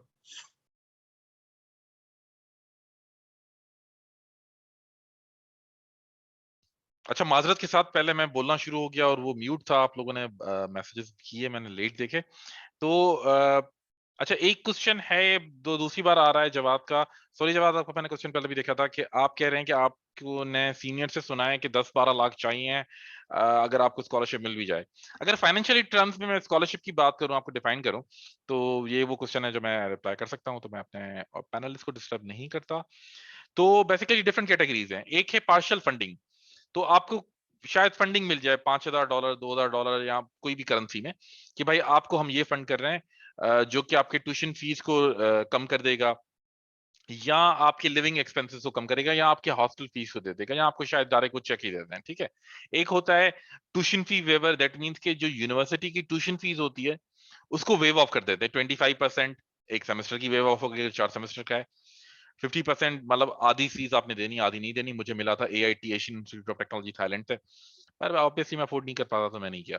और एक थी 100% ट्यूशन फी वेवर जो मुझे मिला था फिनलैंड टॉम्पे यूनिवर्सिटी से। उन्होंने कहा था आपको फीस कोई नहीं देनी, आपने सिर्फ अपना खर्चा लेके आना है, जो कि लिविंग एक्सपेंसेस है। जो आप बात कर रहे हैं जवाद के, आपने जो सीनियर से सुना है 10-12 लाख का खर्चा होता है, वो यूजुअली उन केसेस में होता है कि आपको जहां से यूनिवर्सिटी फीस चार्ज नहीं कर रही या आपको स्कॉलरशिप मिल गई है जिसमें 100% ट्यूशन फी वेवर है। दैट मीन्स के जो यहाँ पे सेमेस्टर फीस होती है, स्टूडेंट एडमिशन फीस होती है, इस तरह की कोई भी फीस जो है आपको यूनिवर्सिटी चार्ज नहीं करेगा, आपको फ्री ऑफ कॉस्ट ट्यूशन देगी। पर आपने अपना खर्चा लेके जाना होता है और उसके लिए आपने 10-12 lakh 15 lakh depending on the amount required by that particular country, तो वो जाना होता है। दूसरा क्वेश्चन आया है सिविल इंजीनियरिंग से आपका बैकग्राउंड है और आप जाना चाह रहे हैं अप्लाइड मैथमेटिक्स की तरफ, इट इज पॉसिबल? तो इसका जवाब तो आप मेरे ख्याल में शोएब भाई दे सकते हैं, उनका सिविल इंजीनियरिंग से वास्ता, तो आपने दे दिया है। शोएब भाई एक सिंपल जवाब कि पॉसिबल है या नहीं है? हाँ जी, हाँ जी, जा सकते हैं आप। सिविल में है, मैथ, डेटा साइंस, कहीं भी जाएं कोई प्रॉब्लम नहीं। देखिए जी, जवाब आपको मिल गया। अगर जवाब आपको मिल चुका है, और अगर मैं आपको एक इंटरेस्टिंग बात बताऊं, जिस तरह अहमद भाई भी कह रहे थे कि हम बात कर रहे थे काउंटर वेट करने की, अगर जीपीए कम है तो काउंटर वेट कैसे करें। मैंने एक कोर्स किया था कोर्सेरा से, आई एम नॉट श्योर, या कहीं से, पर कोई लर्निंग वेबसाइट थी। अच्छा, वो साहब बायो इन्फॉर्मेटिक्स के थे। Bio informatics is a medical और कंप्यूटर साइंस का मर्ज है, पर उनका एक्चुअल बैकग्राउंड जो था वो मेडिसिन से था। उसके बाद उनको डेटा साइंस में इंटरेस्ट हुआ, बायो इन्फॉर्मेटिक्स में से जंप हो गए। अगर आपके कंप्यूटर आईटी बैकग्राउंड से, एक आर लैंग्वेज है जो स्टेटिस्टिकल एनालिसिस के लिए यूज की जाती है, वो साहब वो आर लैंग्वेज और स्टैटिस्टिकल एनालिसिस के लिए हमें पढ़ा रहे थे और मैं उनसे पढ़ रहा था। हालांकि मैं कंप्यूटर साइंस ग्रेजुएट हूं और मुझे आर का पता नहीं था। तो ये तो चीज हो गई कि स्विच ऑफ द फील्ड। बहुत सारे क्वेश्चंस आ रहे हैं, मैं जल्दी जल्दी जाऊंगा। फसी क्यों ज्वाइन करना चाहिए IEEE स्टूडेंट ब्रांच? और बेसिकली जिस तरह मागुल और सारे हमारे पैनलिस्ट कहते हैं, नेटवर्किंग इज अ मैन की। आपको पास स्किल्स बहुत हैं, आप किसी को शो ही ऑफ नहीं कर रहे, आप किसी को बता नहीं रहे, आप किसी के पास, आपके पास कोई प्लेटफॉर्म नहीं है अपने स्किल्स को, पोटेंशियल को शो करने का, तो क्या फायदा? तो किसी भी फील्ड में हो, आप बिजनेस में हो, जॉब में हो, एजुकेशन में हो, एकेडमिया में हो, तो आपको नेटवर्क होता है जो कि आपको प्रमोट करता है, सपोर्ट करता है। तो IEEE नेटवर्किंग और लीडरशिप प्लेटफॉर्म देती है। ये वॉलंटियर वर्क होते हैं सारे, सारे वॉलंटियर्स हो रहे होते हैं। इवन जो प्रेसिडेंट बैठा हुआ है जो IEEE का अमेरिका न्यू जर्सी हेडक्वार्टर्स में, वो भी वॉलंटियर ही कर रहा होता है। पर ये नेटवर्क है, जिस तरह आज हम सारे कनेक्टेड हैं IEEE के प्लेटफॉर्म की मदद से, तो ये इसके फायदे होते हैं। नेटवर्किंग मेन फायदा है और बहुत सारे फायदे होते हैं आप अगर जा रहे हैं एकेडमिया और इंडस्ट्री में। My team will give you the presentation of the benefits of the IEEE। एक क्वेश्चन है, इम्तियाज, फिनलैंड में मास्टर्स की क्या रिक्वायरमेंट होती है for the fully funded scholarship? ये क्वेश्चन जाता है अहमद भाई की तरफ। अहमद भाई, ओवर टू यू। जनरली सा बता दें कि फिनलैंड में मास्टर्स, फुली फंडेड मास्टर्स की क्या रिक्वायरमेंट होती है? ये मेरे ख्याल में इरास्मस की बात नहीं कर रहे, यूनिवर्सिटी की तरफ से बात कर रहे हैं। तो आप दोनों ओवरलुक दे दें, हमें ओवरव्यू दे दें। अच्छा जी, फुली फंडेड जनरल जो एक बिहेवियर है यूनिवर्सिटीज का, वो सिर्फ यही होता है कि आपको 100% ट्यूशन फी वेव ऑफ होती है। ठीक है, यहाँ पर फुली फंडेड का यही कॉन्सेप्ट है। यहाँ पर अगर आप कहें कि एक जनरल पर्सपेक्टिव में कि आपको साथ लिविंग स्टाइपेंड वगैरह भी मिलेगा, तो एटलीस्ट जो एक जनरल पर्सपेक्टिव है वहां पर नहीं मिलता है आपको। एक बात। दूसरी बात, अब जी कि उसकी क्या रिक्वायरमेंट्स हैं, अगेन वेरी सब्जेक्टिव डिस्कशन है, वेरी करता है केस टू केस। नस्ट वाला भी बैठ सकता है, पीयू वाला भी बैठ सकता है, और जो लेस नोन यूनिवर्सिटीज है वहां पर भी। इट अगेन डिपेंड्स के हर पर्सन टू पर्सन के उसका प्रोफाइल कितना वेरी करता है, क्योंकि हमने यहाँ पर सारे ही देखे हुए हैं। बड़े हाईली टैलेंटेड किस्म के और हाईली अकॉम्प्लिश्ड किस्म के कैंडिडेट्स भी हैं, और जो मतलब पेरेंट ही लगता है कि इतना उनका जीपीए वगैरह नहीं है, वो भी मतलब आलतू में हमारे साथ ही बैठकर पढ़े। तो आई कांट से कि उसका पर्टिकुलर क्राइटेरिया क्या है, लेकिन एक जनरल यही है कि अच्छा आपका जीपीए हो, अच्छा प्रोफाइल हो, अच्छे आपके प्रोजेक्ट्स हो, रिसर्च पब्लिकेशन हो जाए तो ज्यादा अच्छा है। अच्छा, कुछ एक दो वेज अराउंड होते हैं। अच्छा सॉरी, वहां पर जाने से पहले मैं एक बात करूंगा कि कुछ बहुत स्पेसिफाइड किस्म के प्रोग्राम्स होते हैं जो कि फिनिश सोसाइटीज उनको ग्रांट्स दे रही होती हैं। जैसे आगे ह्यूमन कंप्यूटर इंटरेक्शन है, या सिक्योरिटी एंड क्लाउड कंप्यूटिंग है, जो बेसिकली मैं कंप्यूटर साइंस के पर्सपेक्टिव में बात कर रहा हूँ। तो उनको स्टाइपेंड मिल रहा होता है। लेकिन अगेन उसकी R&D फिर आपने खुद करनी है। Like we can not basically provide you a list of programs के जहां पर ट्यूशन फी वेवर है, और जो बाकी जो है वो जहां पर कोई ऑर्गेनाइजेशन या कोई फाउंडेशन को जो है वो ग्रांट दे रही होती है, और उसकी बेस के ऊपर वो फिर अपने सेलेक्टेड कैंडिडेट्स को जो है वो लिविंग स्टाइपेंड भी दे रहे होते हैं। एक बात। दूसरी बात ये जी कि अक्सर ये क्वेश्चन किया जाता है कि how to kind of manage our living expenses in Europe के यूनिवर्सिटीज, तो they would provide us tuition fee waiver. तो what I did, I can share my experience. Again I think ये इंडोर्स करता है शुएब और माहगुल की बात को कि कितने प्रोएक्टिव आप हैं। As soon as I got admitted in Aalto University, I started emailing to almost all of the professors in computer science departments. What I used to do, I would have a look on their research profile. I would pick a couple of their research publications के जिनके ना एक दो नाम मुझे आते हैं, where I could relate के यार I can make sense of this publication. So I would write them an email कि I've gone through this publication of yours and it seems pretty relevant to my academic interest and research interest. So during my master's program, I would like to work under your supervision. So what happened? Professor kind of replied ke, once you are in Finland, let's have a chat. I went to the professor, and at that time I didn't know a single thing about machine learning or AI, but I straightforwardly उनको मैंने कहा कि मुझे ये चीज आती तो नहीं है, but if you give me a chance तो मैं I can prove myself. And what really happened कि मैंने 2 साल उस प्रोफेसर के साथ उस लैब में काम किया, and I kind of did my thesis with them, and at the end of the day हमने एक नया न्यूरल नेटवर्क प्रपोज किया। तो it was, क्योंकि of course it was a paid position, और अगेन ये बात फिर ग्रांट्स के ऊपर चली जाती है, लेकिन कहने का मतलब ये कि आप जितने प्रोएक्टिव हैं, आप प्रोफेसर हर टाइम अपनी पोजीशन एडवर्टाइज नहीं कर रहे होते। हो सकता है अप्रोच करें उनके पास कोई पोजीशंस और वो फंडेड पोजीशन हो, तो आपका वो जो लिविंग एक्सपेंसेस वाला मसला है वो हल हो जाए। तो अगेन बड़ा स्पेसिफाइड किस्म का क्वेश्चन था, लेकिन फिनलैंड में जनरली ट्यूशन फी वेवर ही होता है। जो बाकी स्पेसिफाइड किस्म के प्रोग्राम्स हैं, you would have to look for those by yourself. अच्छा जी, यहाँ पे अगर बात हो रही है फिनलैंड के फुली फंडेड प्रोग्राम की, तो अगर ट्यूशन फी वेवर मिलता है तो यहाँ पे वो कंडीशन अप्लाई होती है कि आपने कुछ पर्टिकुलर अमाउंट शो करना है बैंक अकाउंट्स में, और वो जो होगा वो आपका अपना अकाउंट होना चाहिए, as far as I remember. Exactly. और यूरो महंगा हो गया है अहमद भाई, तो अभी कितना 1000 यूरोज रिक्वायर्ड होते हैं? यार व्हाट आई वुड सजेस्ट, क्योंकि ये अभी रिसेंटली मैं एक पर्सनल बात मैंने छोटे भाई के लिए किया, तो आप पीकेआर में अकाउंट ही ना खुलवाएं पाकिस्तान में, क्योंकि पीकेआर मतलब जब मैं आया था इट वाज अराउंड 150 और 160 एंड नाउ इट्स अराउंड 200।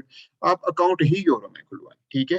तो अकाउंट यूरो में खुलवाएंगे तो मतलब वो इन्फ्लेशन जो है ना वो आपके उसको इम्पैक्ट नहीं करेगी, क्योंकि व्हाट हैपेंड कि अगर आपने आज फर्ज करें कि 6000 यूरो रिक्वायरमेंट है, आपने उस लिहाज से मैनेज करके पैसे जो है बढ़ा दिए, महीने बाद वो बढ़ जाता है, तो आपको ज्यादा पैसे डालने पड़ेंगे।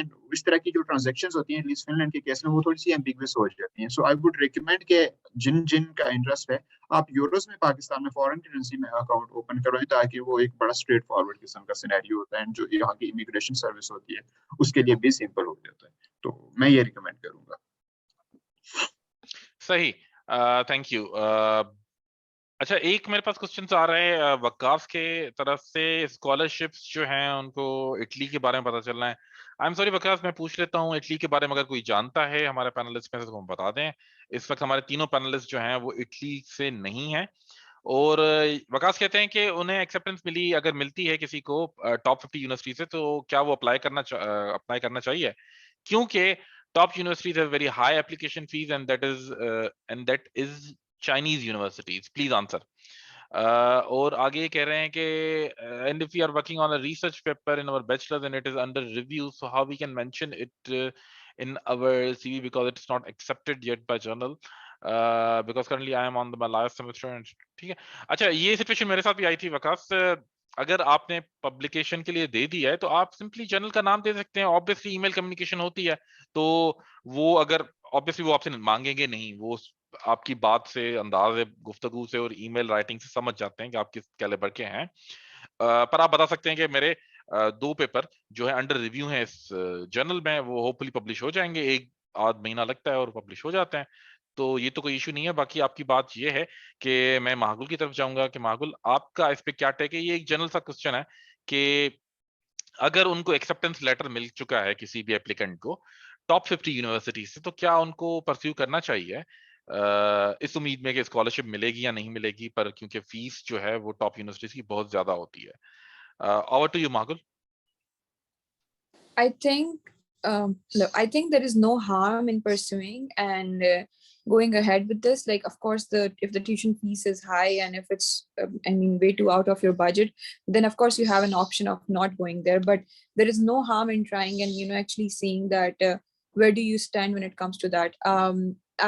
When I was going through my process and when I was applying for a scholarship, I've gotten a lot of opportunities from the universities which were paid and partially paid. Even the university that right now that I have secured my scholarship was not, it was like partial. My only tuition fees was covered, but accommodation, everything else was, I was the one who was doing it. But because Budapest wasn't that expensive, so it wasn't that expensive and I compare it with the rest of the Europe. But I would say that there is no harm in pursuing or going with the opportunity that you would have.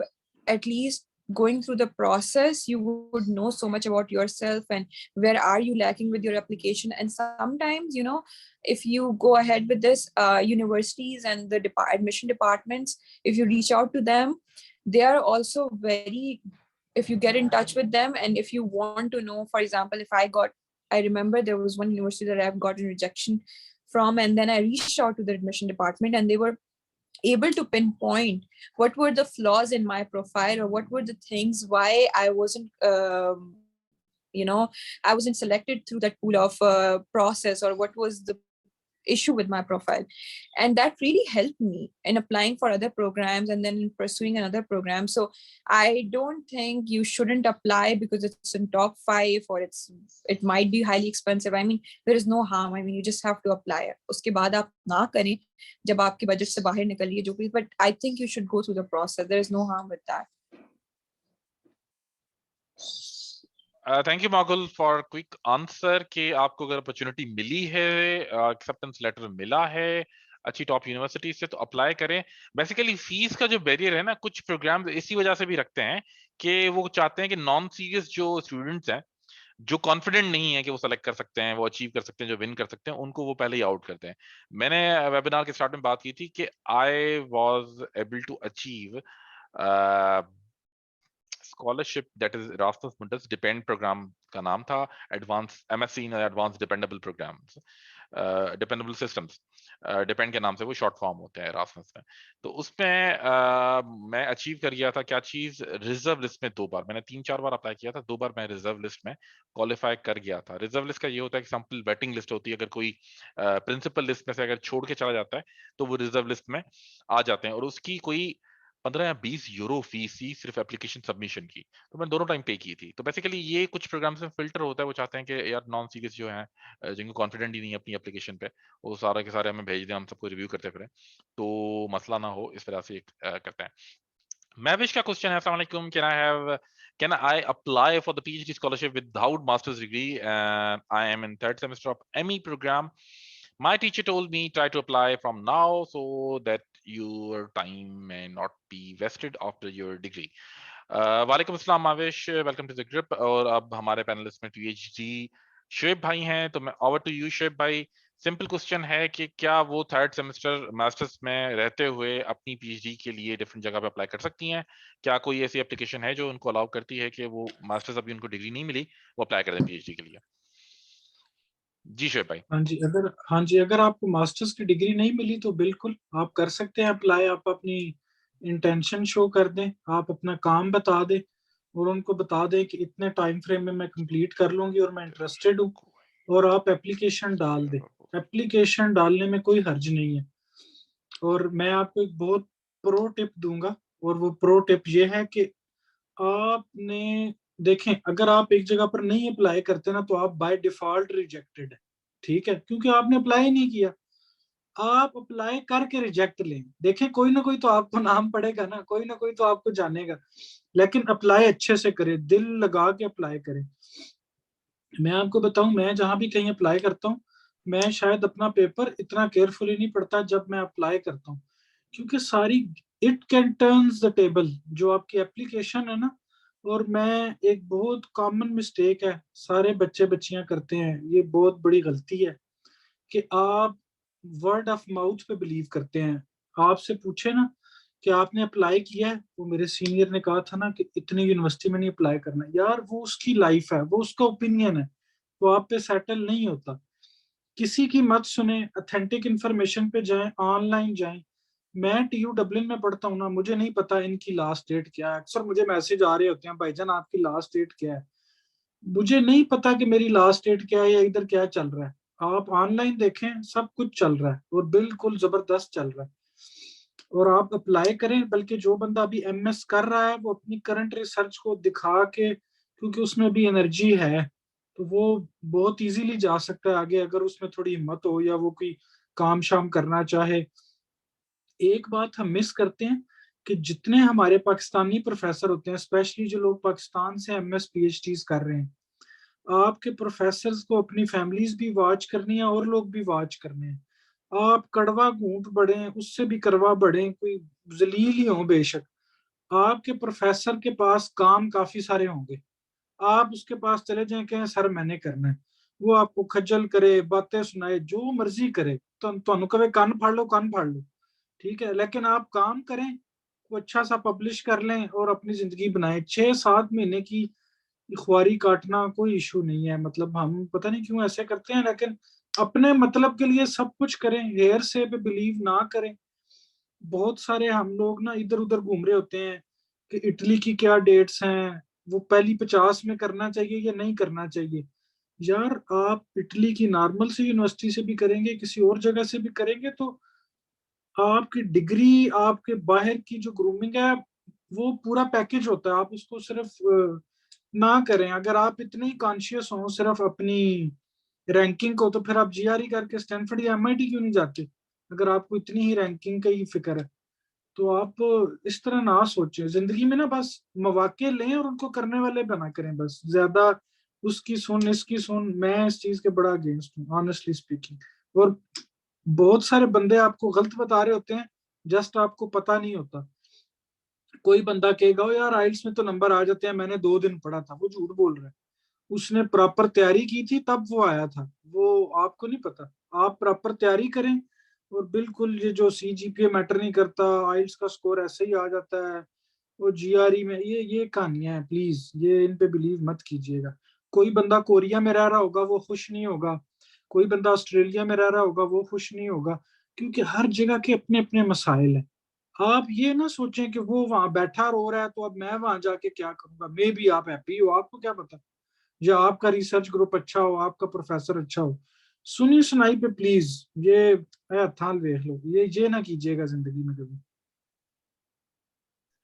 Thank you Shoaib भाई for the great answer और brief answer कि भाई आपने apply करना है, अपनी efforts देनी है, अपनी लाइफ सेट करनी है, तो आपके मुंह में कोई हाँ निवाला बना के नहीं देगा।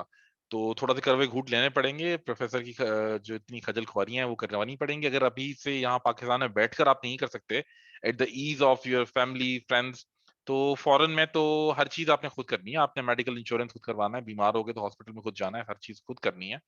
तो अभी से ये आदत होनी चाहिए। और शोएब भाई की इसी बात को मैं कंटिन्यू करूंगा कि यहाँ पे हमारा जो पाकिस्तानी सिस्टम है, हमने बहुत सारी चीजें जो है ना वो फॉर ग्रांटेड ली हुई हैं। हमारी फैमिलीज हैं, मदर्स हैं, बहनें हैं, वो हमारे साथ बहुत सारी चीजें हमें कॉपरेट करती हैं, पर हमें उन चीजों की कदर नहीं होती। जब फॉरेन में जाना पड़ता है तो खाना भी खुद बनाना है, लॉन्ड्री भी खुद करनी है, मेडिकल भी खुद ही सारी चीजें देखनी है अपनी। तो जी वेबिनार का सिलसिला आगे बढ़ाते हैं। हमारे पास आखिरी के 45 मिनट्स हैं और क्वेश्चंस को लेके चलते हैं। For scholarship there are required case studies, case required. Iram Akram का क्वेश्चन है, for some scholarships there required case study और a personal proposal of the field you choose, they ask many question how to tackle them.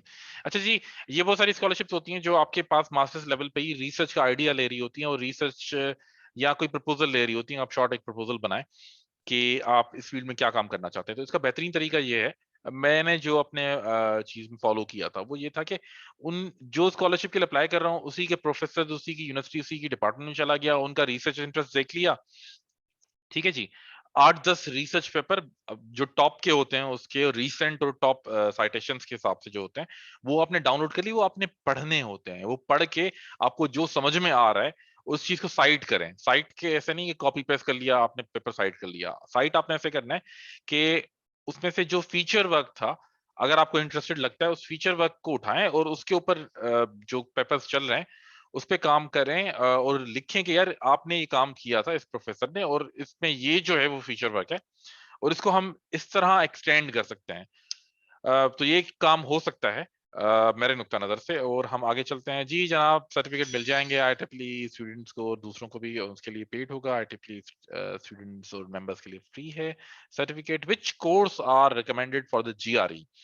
मैंने खुद GRE के लिए Caplan से तैयारी की थी, और मैनहट्टन के जो सीरीज आती हैं उनकी बुक्स की तैयारी की थी।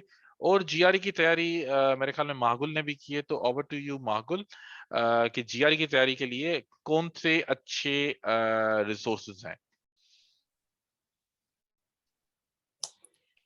Like Mumtaz, you mentioned Kaplan and the series are the best. Apart from that, I would also highly suggest if you can find some clash courses, because I'm pretty sure जैसे Ahmed ने भी mention किया that Coursera पे you will find a lot of courses, Udemy, इतने सारे online resources हैं. I would highly suggest, because that would actually give you an idea of the course if you cannot attend something physical here, because there are a lot of group workshop that the GRE they conduct from where you get your GRE test done. वहाँ पे भी आपके बहुत सारी group classes and workshops होती हैं. That's also a very good way of knowing what the test is. The mock test, of course, you'll have to pay initially for that mock test too, but I think it's a very good practice and a very good warm-up out round for you to know where do you stand when it comes to, because एक साल जब GRE is expensive, so बजाय you pay for the whole amount and then you figure out that you failed the test or whatever. So it's better that you pay less and then you have this mock-up test so that you know where do you stand and how do you measure yourself, and that would also give you an idea. Apart from that, GRE ke also I remember back in the days when I was applying and doing GRE, काफी साल हो गए हैं इस बात को भी, but I remember there were softwares, there were a lot of online courses and online software and simulation like this that you can do, that would also help you to gauge your course progress and scores and all that stuff. Apart from, GRE is very speed round as well, so it's not just कि आपके concept कितने clear हैं, it's also that how good you are in solving those things, because it's kind of a speed round, and हर गलत जवाब पे you're gonna get negative as well. So you need to be really sure if you say yes to something and no to something, because you're losing marks on every answer, even if you say yes or no. So it's a very calculative when it comes to which is why it just makes it hard GRE. Otherwise, it's not really that, but it's just a speed round and how much you're familiar with those concepts. Because वो जो सब आपने पढ़ा होता है वो सब आपने अपने high school में पढ़ा होता है, 9, 10, and when you are university graduate, you are just far from those concepts. So you just have to go back and brush up on those concepts. So I would recommend going through the workshop, mock-up test, online course, and Kaplan series, and practice. Thank you, Mogul, for the brief help out and material regarding the GRE. अच्छा, GRE को जिनका शौक है, तो मैं डरा नहीं रहा, पर GRE का एक सिंपल आपको एग्जांपल दे रहा हूँ। GRE की मैथ मुझे इजी लगी। मैं प्रोग्रामर हूँ, कंप्यूटर साइंस से मेरा बैकग्राउंड है, तो वो लॉजिक्स और ये चीजें कि यार 2 पॉइंट हैं और 2 पॉइंट पे गाड़ियां खड़ी हुई हैं और दोनों एक दूसरी तरफ से आपके इंटरेक्ट करेंगे पॉइंट सी पे। अब जो है वो पॉइंट बी से जो सी की तरफ जा रही है और ए से बी की तरफ जा रही है, उनकी स्पीड्स और एक्सेलरेशन डिफरेंट होती हैं। तो किस पॉइंट पे आके कितने टाइम पे होगी, इस तरह के मैथमेटिकल क्वेश्चन होते हैं, सीरीज होती है, सीक्वेंस होते हैं, ये सारे होते हैं। पर आपको अगर इंग्लिश का मैं डेमो दूं, तो वहां पे वर्डिंग जो होती है वो इस तरह की होती है कि अगर आप मेरे गूगल की प्रोनाउंसिएशन सुन सकें, ये वर्ड है पल्ट्रिट्यूनियस, इस तरह की वोकेबलरी होती है और उसकी मीनिंग है ब्यूटीफुल। तो आप अंदाजा कर सकते हैं कि वहां पे अंग्रेजी किस किस्म की होती है। मैं डरा नहीं रहा, मैं बता रहा हूँ कि थोड़ा सा इसको डिफिकल्टी डिजाइन किया गया है, जब भी जाके वो MIT और वहाँ की यूनिवर्सिटीज में एडमिशन मिल रही होती हैं। जनाब बढ़ते हैं, हमारे पास इस वक्त 40 मिनट रहते हैं और हम आंसर्स को ज्यादा से ज्यादा आंसर करने की कोशिश करेंगे। हमारे पास है, आई डोंट नो सर। अच्छा जी, शोएब भाई आपके लिए क्वेश्चन है। एक साहब ने उनका नाम नहीं है, उनका मोबाइल नंबर है। उन्होंने अपना प्रोफाइल बताया, उन्होंने कहा कि वो 8-9 मैथमेटिक्स से कोर्स कर चुके हैं, कोर्सेरा से 5-6 एडेक्स से भी कर चुके हैं, 2 उनकी पब्लिकेशन है मैथमेटिक्स में, और एमआईटी से भी उन्होंने एमआईटी कोर्स वर्क से भी उन्होंने कोर्स किया हुआ है, और उनकी सिविल इंजीनियरिंग में सीजीपीए जो है 3.43 है। तो is it a good profile for Erasmus? हाँ जी, ये इरास्मस के लिए बहुत अच्छा प्रोफाइल है। और अगर इरास्मस पे ये रिलाय नहीं करना चाहते तो ये 5-6 महीने मेहनत कर लें, जीआरई कर लें, और इनको अमेरिका में बहुत अच्छा मिल जाएगा एमएस लीडिंग टू पीएचडी वाला। तो he is good to go, no problem. Thank you. ये सारी चीजें ओह यूर भी कर ली हैं एडेक्स से और एमआईटी ओपनवेयर कोर्सवेयर से। तो he is in the right direction. जितना आप गूगल यूट्यूब से पे रिलाई करेंगे, लोगों पे कम रिलाई करेंगे, उतना आप सक्सेसफुल होंगे। दूसरा ये है कि हमें ना अक्सर अपॉर्चुनिटीज ढूंढने में इशू आता है कि अपॉर्चुनिटीज कहाँ से ढूंढी जाए, क्या किया जाए, क्या ना किया जाए। तो उसके लिए ऑनलाइन प्लेटफॉर्म्स हैं, वहां पर आप जाएं, वहां पर काफी आती रहती हैं, मतलब अपॉर्चुनिटीज भी आती हैं। और एक मैं इधर टाइप कर देता हूँ या बता देता हूँ, ओया अपॉर्चुनिटीज के नाम से एक वेबसाइट भी है। ये पता नहीं किसी इंडियन की, आई डोंट नो किसकी है, लेकिन इस पे ना मुख्तलिफ आती रहती हैं, कभी कोई ह्यूमन राइट्स की, कभी कोई गर्ल्स की, कभी पता नहीं क्या। आप देखते रहें, कभी ना कभी आपके काम की भी आ जाएगी, और बड़ी अच्छी है। OYA, ओया अपॉर्चुनिटीज। तो मैंने बाकी लिंक आप सेंड कर देख। दिया है चैट हाँ में। हाँ हाँ, मैं लिंक सेंड कर देता हूँ। शोभा मैंने कर दिया लिंक सेंड। बस ठीक हो। ठीक है जी। चलते हैं अगले क्वेश्चन पे। हमारा क्वेश्चन अगला है, आइल्स और टॉफल के बगैर कनाडा एक्सेप्ट करेगी? मेरा नहीं ख्याल कि कोई ऐसी यूनिवर्सिटी है जो आइल्स और टॉफल के बगैर करे कि भाई आप उनके पास पढ़ने आ रहे हैं, वो आपको बेहतरीन तालीम भी दें और वो आपको बगैर सर्टिफिकेशन के दे दें। तो मेरे ख्याल से नहीं है, बहुत सारी कम यूनिवर्सिटीज हैं। एशियन यूनिवर्सिटीज हैं वो जो ज्यादा इंग्लिश पे फोकस नहीं करती, मतलब ताइवान हो गया, हांगकांग हो गया, हांगकांग भी नहीं, हांगकांग में भी बहुत सारी यूनिवर्सिटीज जो हैं वो आइल्स मांगती हैं। पर जो एशिया में यूनिवर्सिटीज हैं वो विदाउट आइल्स आपको दे देती हैं, वो भी सिर्फ इंग्लिश लैंग्वेज प्रोफिशिएंसी सर्टिफिकेट मांगती हैं आपकी यूनिवर्सिटी से। तो मेरा नहीं ख्याल कि कनाडा की कोई ऐसी यूनिवर्सिटी है कि एक आध तो हो गई, वो एक अलग बात है, पर यूजुअली आपने अपने आप को बढ़ाना होता है। हम लोग फोकस कर रहे होते हैं अपने आप के प्रोफाइल को घटाएं कैसे। देखें, आइल्स तो हर दूसरे कैंडिडेट के पास होता है। इंडिया में इंडियन एप्लीकेशन जाएंगी तो उनके पास आइल्स बड़ा पड़ा होगा। तो हमें चाहिए कि हम और सर्टिफिकेट्स डालें और चीजें डालें कि हमारे प्रोफाइल को एज मिले, ना कि हम रिलाय करें कि भाई सस्ते में हम जान छुड़ाएं। ये बेसिकली अपने आप पे आपकी इन्वेस्टमेंट है। अगर आपको स्कॉलरशिप नहीं भी मिलती, आपका जो एक्सपीरियंस है इट वर्थ इट, ये पैसे बिल्कुल डिजर्व करता है। और आपको ये आइल्स अगर यहाँ पे काम नहीं आता तो आपको बहुत सारी आगे जगहों में काम आएगा। ठीक है जी। अगला क्वेश्चन है इम्तियाज अहमद भट्ट साहब से। I am currently doing my masters in electronic science and technology from the northern Western Polytechnical University, Xi'an, China. I'm sorry, I can't pronounce that name properly. We are studying online because of the border restrictions. Should I continue or find alternative like to apply for the scholarship? Please talk a little bit about China. तो जनाब अहमद भाई, हम आपकी तरफ से जाते हैं कि चाइना के बारे में आप क्या कहेंगे। ये साहब जो हैं, भट्ट साहब, वो कह रहे हैं कि वो चाइना से ऑनलाइन कर रहे हैं बॉर्डर रिस्ट्रिक्शन की वजह से, कि उनको कंटिन्यू करनी चाहिए या वो दूसरी जगहों पे भी अप्लाई करें। अच्छा, रेज हैंड मैंने इस पर्टिकुलर क्वेश्चन के लिए नहीं किया था, वो मैं आइल्स के कॉन्टेक्स्ट के लिए किया था। लेकिन I don't see any harm कि वो उस चीज को कंटिन्यू क्यों ना करें और अलोंग साइड वो डिफरेंट स्कॉलरशिप्स के लिए भी अप्लाई करते हैं। I am sorry, I can not really comment on China, क्योंकि मैं कभी वहां पर गया नहीं हूं, तो मुझे उनका आइडिया नहीं है। लेकिन मैं बेसिकली आइल्स के हवाले से बात करना चाह रहा था कि अक्सर ये क्वेश्चन आता है जी कि आइल्स के बगैर एडमिशन हो जाएगा। तो एक इतना वो हो गया जी कि आपने आइल्स क्यों नहीं करना। आई डू अंडरस्टैंड कि ये थोड़ा सा एक्सपेंसिव है एक जनरल पॉपुलेशन सेट के लिए, 35,000 या 40,000 जो भी आजकल रेट चल रहा है। लेकिन आपने करना क्यों नहीं, मतलब there is no valid reason कि आपने आइल्स क्यों नहीं करना है। एक कॉमन परसेप्शन सी बनी हुई कि मुश्किल है, हालांकि मेरे ख्याल में यहाँ पर जितने भी पैनलिस्ट बैठे हुए सब ने किया होगा। It's literally not as difficult as it is portrayed to be. तो आयल्स करें अपना, एटलीस्ट वो एक बैरियर तो खत्म करें। आपकी एप्लीकेशन जो है स्क्रीनिंग में जाके वो देखेंगे कि इस बंदे के पास जो है वो आयल्स ही नहीं है। आप बेशक 10 प्रोफिशिएंसी सर्टिफिकेट्स अटैच कर दें, but what good they would be, right? तो मेरे ख्याल में इस फियर से अब हमें निकल जाना चाहिए आयल्स के। आई थिंक 35,000 या 40,000 इज नॉट इतनी ज्यादा अमाउंट नहीं है कि वो बाद में अगर आपका एडमिशन हो जाता है तो वो I think it is worth it. तो एटलीस्ट इस फियर से निकल आए कि हमने आइल्स नहीं करना है या उसके बगैर, क्योंकि फिर आपकी चॉइसेस बहुत कम हो जाएंगी। तो सॉरी, मैं ये चाइना के लिए मैंने रेज हैंड नहीं किया था, मैं उस ओके चीज के ओके ऊपर okay okay okay okay. Thank you Ahmad भाई, आपने आइल्स के बारे में बड़ा अच्छा समझाया। मैं अच्छा यहाँ से आपको बताता चलूं कि हमारे मोस्ट सीनियर रिसर्चर हैं, प्रोफेसर हैं, सर मोहम्मद शहाब सिद्दीकी, वो इस वक्त हमारे इसमें ज्वाइन कर चुके हैं। वो कराची सेक्शन लेवल तक काम करते आए हैं। पास्ट में वो चेयर भी रहे हैं, उन्होंने लीड भी किया डिफरेंट रोल्स में।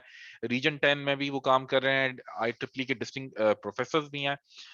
वो अपना रिसर्च ग्रुप चला रहे हैं। अगर आप लोगों में से कोई भी इंटरेस्टेड है उनके साथ रिसर्च वर्क में काम करने के लिए, उनसे लर्न करने के लिए, तो उन्होंने अपना कॉन्टेक्ट नंबर व्हाट्सएप ग्रुप का दिया हुआ है। तो guys please do join and learn from our senior professors here. Thank you Shah साहब, आप आए, आपने ज्वाइन किया, आपने तकलीफ ली और टाइम रिजर्व किया। तो चाइना के क्वेश्चन के लिए मैं वापस जाना चाहूंगा माहौल के लिए। चाइना का क्वेश्चन माहौल ये है कि इन साहब ने अपनी मास्टर्स कर रहे हैं इलेक्ट्रॉनिक साइंस में टेक्निकल यूनिवर्सिटी चाइना से, पर क्योंकि कोविड रिस्ट्रिक्शन है तो ये ऑनलाइन चल रहा है। तो वो पूछना ये चाह रहे हैं कि क्या वो दूसरी स्कॉलरशिप में अप्लाई करते रहें या इसको कंटिन्यू करें।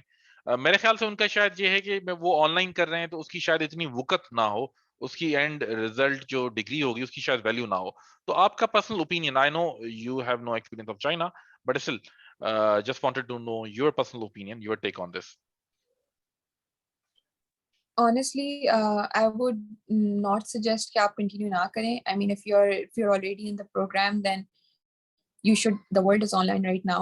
I mean, I also started, my first semester was just physical, and after that, it was all online. I mean, I also did my degree online, so I wouldn't say कि आप अपनी degree छोड़ दें. Apart from that, अगर आप scholarship वगैरह के लिए apply कर रहे हैं, so आप also, you should also do that. I mean, there is no harm if you get an opportunity and you get that scholarship, but you shouldn't really give up on the program based on that. But if there is an opportunity that comes along your way, and you would be in a better position to evaluate and pick which one is what your future goals or however you want to pursue with it.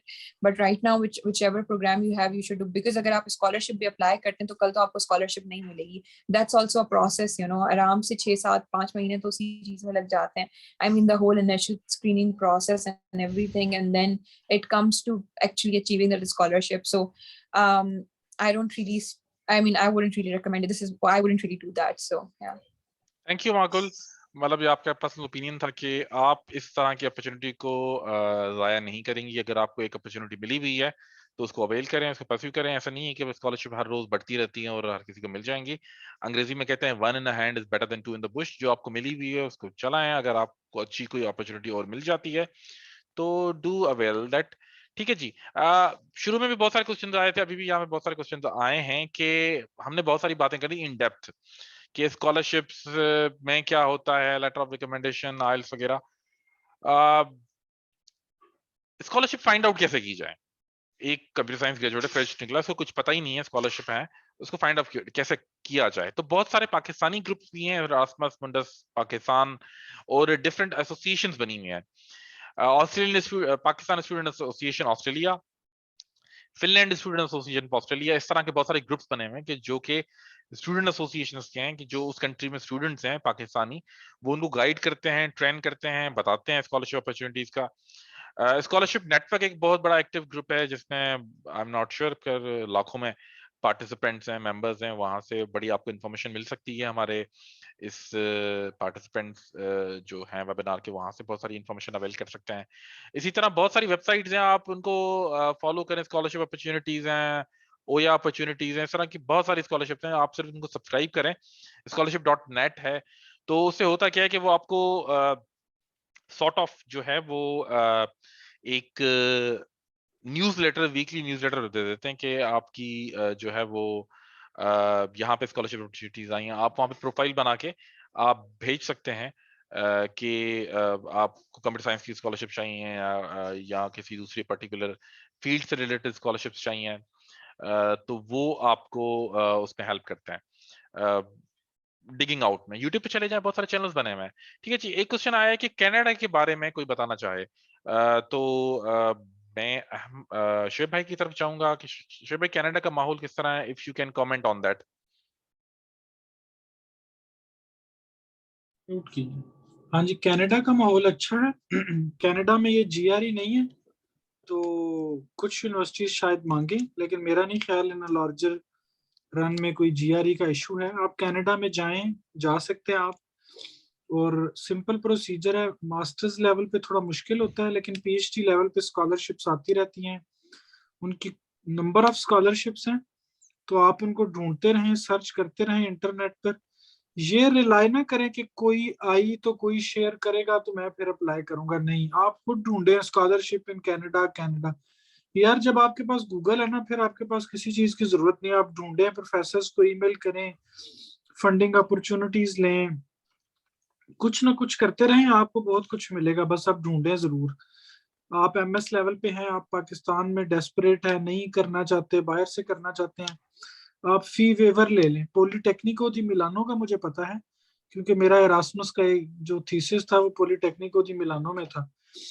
तो उसमें मैंने वहां के लड़कों से पूछा, तो वो कहते हैं कि यहाँ पर फी वेवर मिल जाता है, आपको बस अपने एक्सपेंसेस करने होते हैं, और एक और स्कॉलरशिप होता है वो उनका, उसमें कुछ 35 यूरो महीने के पता नहीं, एक मील भी फ्री मिलता है दिन का, तो हफ्ते का, तो वो बड़ा मैनेजेबल है। लाइक नस्ट से अगर आप एमएस कर रहे हो, और अगर आप पॉलिटेक्निको दी मिलानो से वो विद स्कॉलरशिप वो वाला करें जिसमें ये फी वेवर और कुछ अकोमोडेशन चीप मिल जाती है, तो मुझे एक लड़की ने बताया था कि चीप पड़ता है, क्योंकि उसकी छोटी बहन नस्ट में पढ़ रही थी, तो वो उधर पढ़ रही थी, तो उसने बताया था कि मतलब चीप है। अब मैं बिल्कुल 100% कैलकुलेशन वेरीफाई तो नहीं की, लेकिन वो आप देख सकते हैं।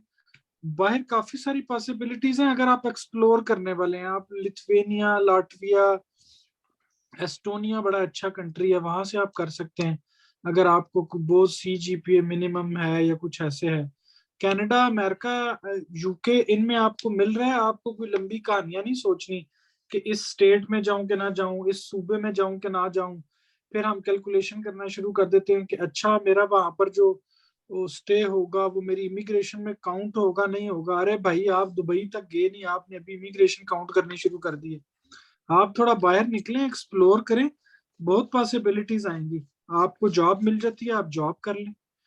बहुत से ऐसे स्टूडेंट्स होते हैं जो एमएस कर रहे होते हैं, क्योंकि वो ऑन ग्राउंड मौजूद होते हैं, उनको जॉब्स मिल जाती हैं। आपको जरूरत ही नहीं रहती पीएचडी की, अनटिल अनलेस कि आपका शौक नहीं है, या फिर आपको ये भी जरूरत नहीं रहती कि अच्छा अब मेरी इमिग्रेशन होगी नहीं होगी।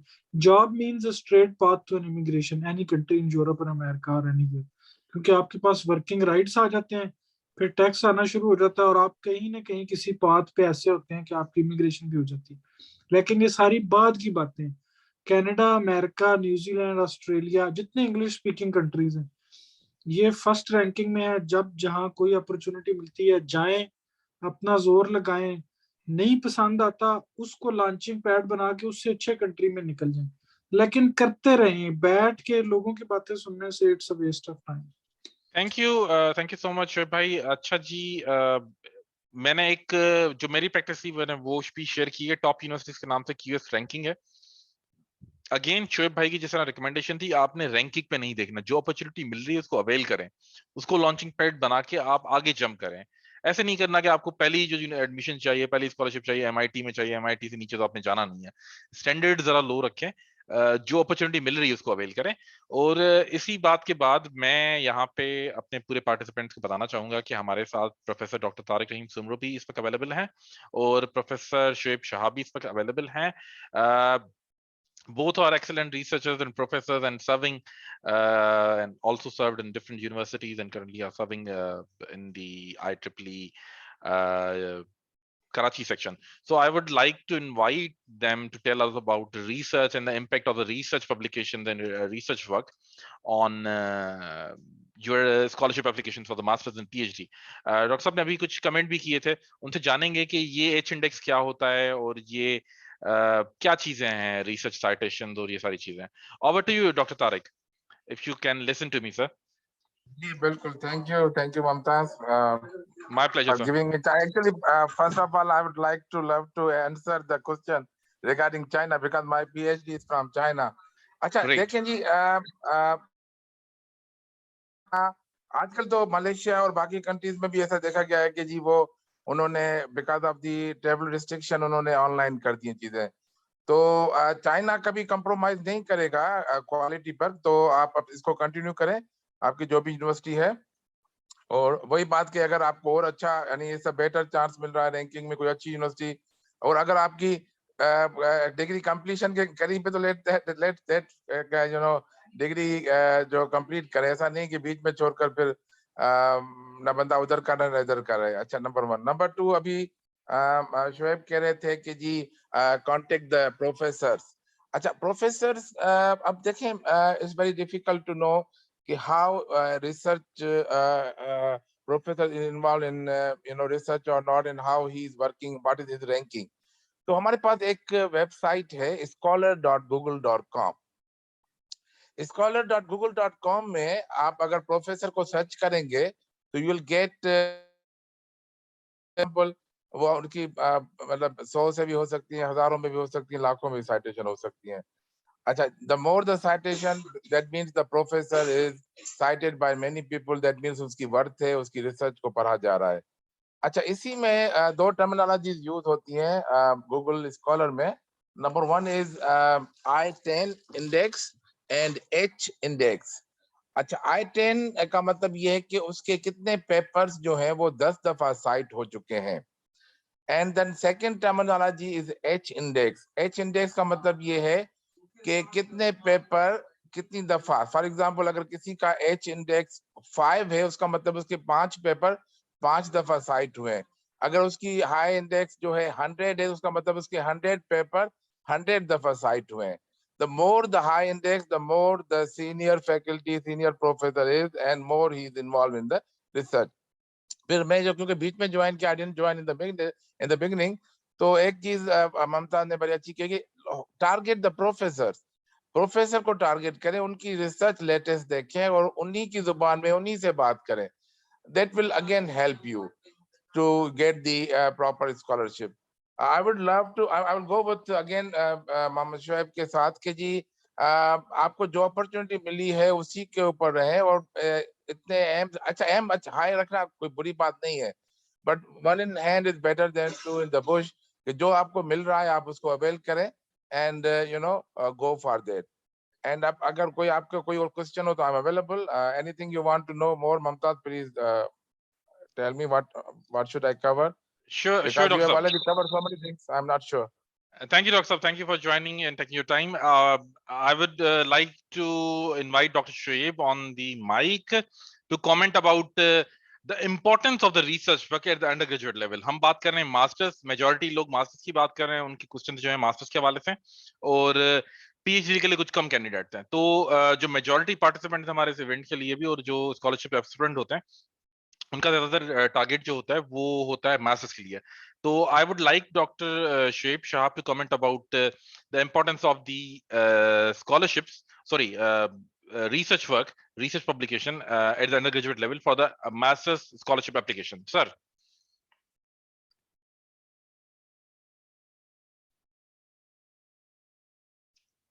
मेरा शायद कनेक्शन सही नहीं है, डॉक्टर साहब को आवाज शायद नहीं आ पा रही, या क्या रीजन है.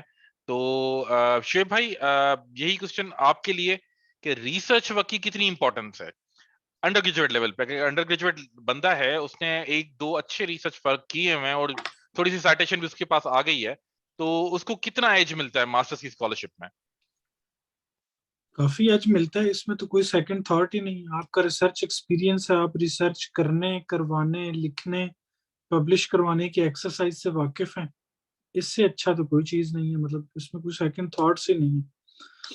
इवन आप कुछ कोर्सेज ले लें, बेशक अगर आपने बैचलर्स लेवल पे थोड़ा मुश्किल होता है, लेकिन देखें अगेन क्राफ्टमैनशिप है ना, कि आपने एक proper final year project level का काम किया है, वो कि बहुत ज्यादा हाई फाई रिसर्च नहीं होगी, एक जॉइंट एफर्ट होगी, एक छोटा सा सोल्यूशन होगा, लेकिन अब आप उसको कितना एक्सपैंड कर सकते हैं, अपने प्रोफेसर से कनेक्टेड रहें। असल में ना हम ये समझना शुरू कर देते हैं कि हम बहुत अच्छे हैं, अपने प्रोफेसर पे ट्रस्ट नहीं करते, या उसकी एक्सपर्टी, वो उसको लिसन करना बहुत जरूरी है, अपने मेंटोर को, उनकी बातों को लिसन करें, नोट करें, फिर उसके लिए जितनी एफर्ट वो करने का कह रहा है उससे बियॉन्ड जाएं, ताकि आप कुछ प्रोड्यूस कर सकें। कुछ प्रोड्यूस करना मुश्किल होता है, लेकिन अगर आप एफर्ट करें तो फिर ये एक आर्ट है, आपको आ जाएगी, and then you will keep on doing it, फिर उसमें नई डायमेंशंस भी आएंगी।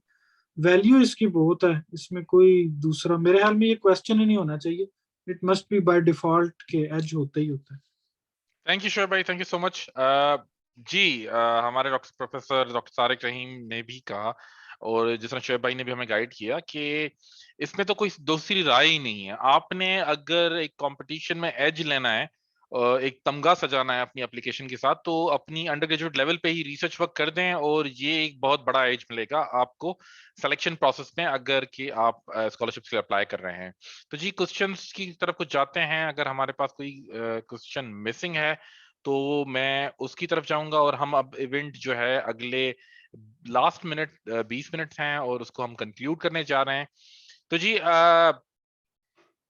समराइज करते हैं। स्कॉलरशिप की हमने बात कर ली, स्कॉलरशिप किस तरह मिले, क्या क्या चीजों पे फोकस करना चाहिए।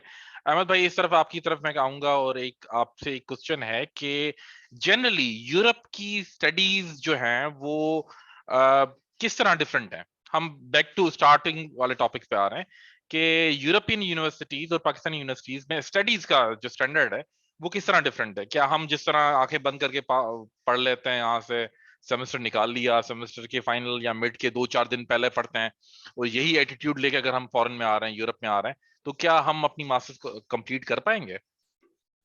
Over to you Shoaib, Ahmad भाई। नहीं, देखिए, वो जो आप वाली बात है कि आखिरी दिन पढ़ के हो सकता है आप पास तो हो जाए, मतलब इसमें तो कोई दो राय नहीं है कि आप पास नहीं हो सकते। अगर आप उस यूनिवर्सिटी तक आ गए तो हो सकता है आप पास भी कर लें, लेकिन क्वेश्चन इस कि उससे आप सीख क्या रहे हैं। अगर आपने वही काम करना है जो आप बैचलर्स में करते थे, और आपने वही काम, वही एटीट्यूड आप कर रही हैं मास्टर्स में भी, और आप पास भी कर लेते हैं, हाइपोथेटिकली आपके ग्रेड्स वगैरह भी ठीक हैं, लेकिन अगर आप अपने साथ ही ऑनेस्ट और आप पूछेंगे यार मैं इससे सीख क्या रहा हूँ, तो मेरे ख्याल में ये तो बहुत ज्यादा हेल्दी एटीट्यूड नहीं, एक बात। और दूसरी बात ये है कि कल कला आपके पास वो सिर्फ डिग्री है, अगर आपने जाना है जॉब हंटिंग के लिए, तो मार्केट ऑफ कोर्स मतलब अच्छी है, लेकिन अगेन अगला बंदा कोई टेक्निकल क्वेश्चन कर जाए आपसे और आपके ग्रेड्स तो बड़े अच्छे हैं और आप उसका जवाब नहीं दे पाए, तो it would question on on the credibility of your degree कि आप एक एकेडमिक इंस्टीट्यूट से ग्रेजुएट होके आ रही हैं and you have pass that particular course, लेकिन आपको उसके बारे में आता नहीं है, तो sir there is something fishy going on there, right. तो I would definitely not recommend that kind of attitude.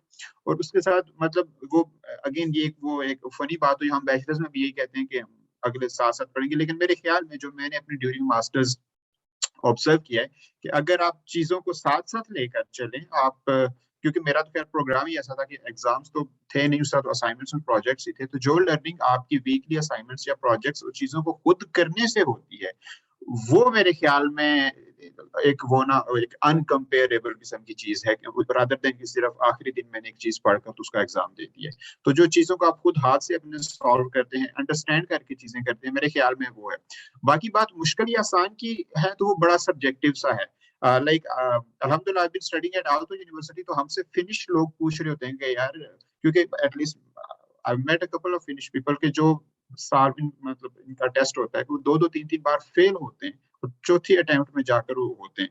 तो वो कहते हैं कि how how you guys kind of ended up at Alto. तो मुझे लगता है कि ऑफ कोर्स हम इतने भी गए गुजरे नहीं है, जितने हम एक अपने आप को एक कॉम्प्लेक्स में हम डाल रहे होते हैं कि नहीं यार पता नहीं हम इधर से जा रहे हैं, तो वो नहीं। तो जब जाहिर बात है आप अपने आप को कंपेयर करते हुए बाकी सारी नेशनैलिटीज के लोग आए होते हैं, तो आप मतलब यू डू रियलाइज कि नहीं यार, मतलब हम we do stand a chance there, right.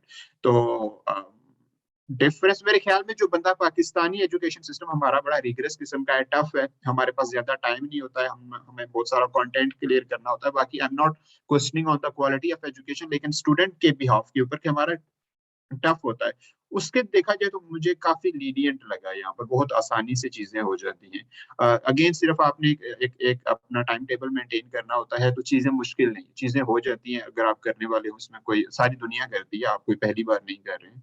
और एटलीस्ट मेरे ख्याल में जो डिफिकल्टी या उस तरह वो इंटेंसिटी लेवल है वो कम ही होता है, बिकॉज दी स्टडीज और जो यूरोप का एजुकेशन सिस्टम है, इन माय हम्बल ओपिनियन के it's more student oriented, right. Pakistan में अनफॉर्चुनेटली चीजें टीचर के गिर्द बहुत ज्यादा घूम रही होती हैं, मतलब वही एक नाखुदा सा होता है। तो यहाँ पर स्टूडेंट ओरिएंटेड है, स्टूडेंट की लाइक एक मेरे एक दोस्त हैं, तो he was going to some depression उसका, तो उन्होंने स्टूडेंट अफेयर्स को ईमेल किया, they were super kind of cooperative in that. तो वो स्टूडेंट के ऊपर ये प्रेशर बिल्कुल नहीं आने देते, और मतलब फ्रैंकली स्पीकिंग आप चिल होके पढ़ें, कोई परेशानी वाली बात नहीं, सिर्फ आप पढ़ने वाले हो, अपना एटीट्यूड पढ़ाई की तरफ रखें, बाकी इजी है चीजें, कोई मुश्किल नहीं।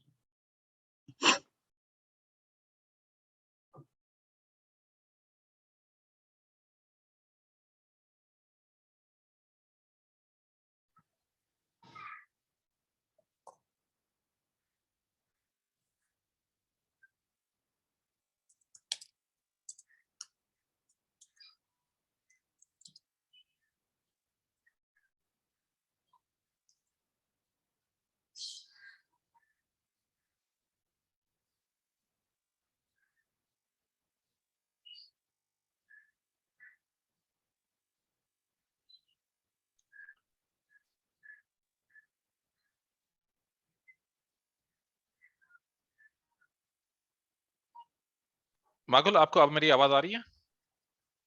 Yes. मैं आपकी तरफ क्वेश्चन है कि जिस तरह अहमद भाई ने अपनी बात कंक्लूड की कि हम कुछ शिकार हैं क्या कहते हैं एहसास कमतरी का कि यार शायद हम कर ही नहीं पाएंगे, और कुछ इस तरह की बात कि हम शायद उस तरह ना परफॉर्म कर पाए जिस तरह गोरे कर पाते हैं। तो आपने बुदापेस्ट में मास्टर्स भी किया अपनी, और उसके बाद आप जॉब भी वहाँ पे कर रही हैं, तो आप किस तरह मोटिवेट करेंगी हमारे स्कॉलरशिप एस्पिरेंट को कि how can beat their competition? Over to you Makal. I think you just need to have a can-do attitude, because if you have that attitude, then I think it's not really that difficult. Because जैसे मैंने अपनी खुद example the, I have had my bachelor's in computer science, मुझे finance का कुछ नहीं पता था, and it was a very rigorous 1-year master's degree program because it was affiliated with the UK University of Buckingham. तो वो काफी rigorous program था, so it wasn't like, you know, like I didn't have a lot of time to chill and then understand, and then I was just like, it was a roller coaster for me, one thing after the another.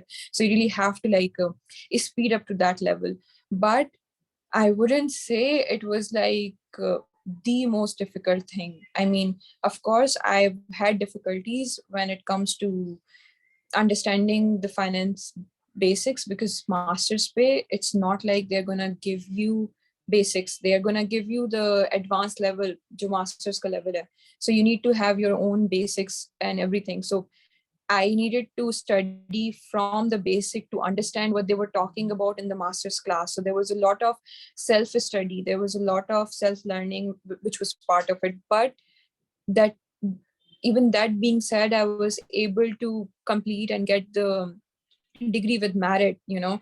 So it wasn't like very difficult. So if someone is coming there and they really are focused with their education and they're very sincere with what they're doing and what they're looking ahead, I mean their future goals are very clear, then I don't think it's very hard. I would say it's very much easy when I compare it to the education system here in Pakistan, because they have their own difficulties, but the level of difficulty is different than the level of difficulty here in Pakistan, because we are very much theory based, and there we have just a lot of content to observe when it comes to giving in, or you know, doing our bachelor's or master is just too much. But there it's very specific and very specialized and very focused, so that also makes your master's or whatever program you are in way more interesting than something you don't know why you're studying what you're studying. It's very focused approach. At least this is how my program was, and that was one of the prime difference that I also found out here when I was doing masters with the pool of those students. And also it's not just the competition with Europe market, because if you go there and if you are studying in Europe, तो आपके पास India से बहुत बच्चे आए होंगे, China से बहुत बच्चे आए होंगे, जापान से बहुत बच्चे आए होंगे. So you're not just competing with those, and that's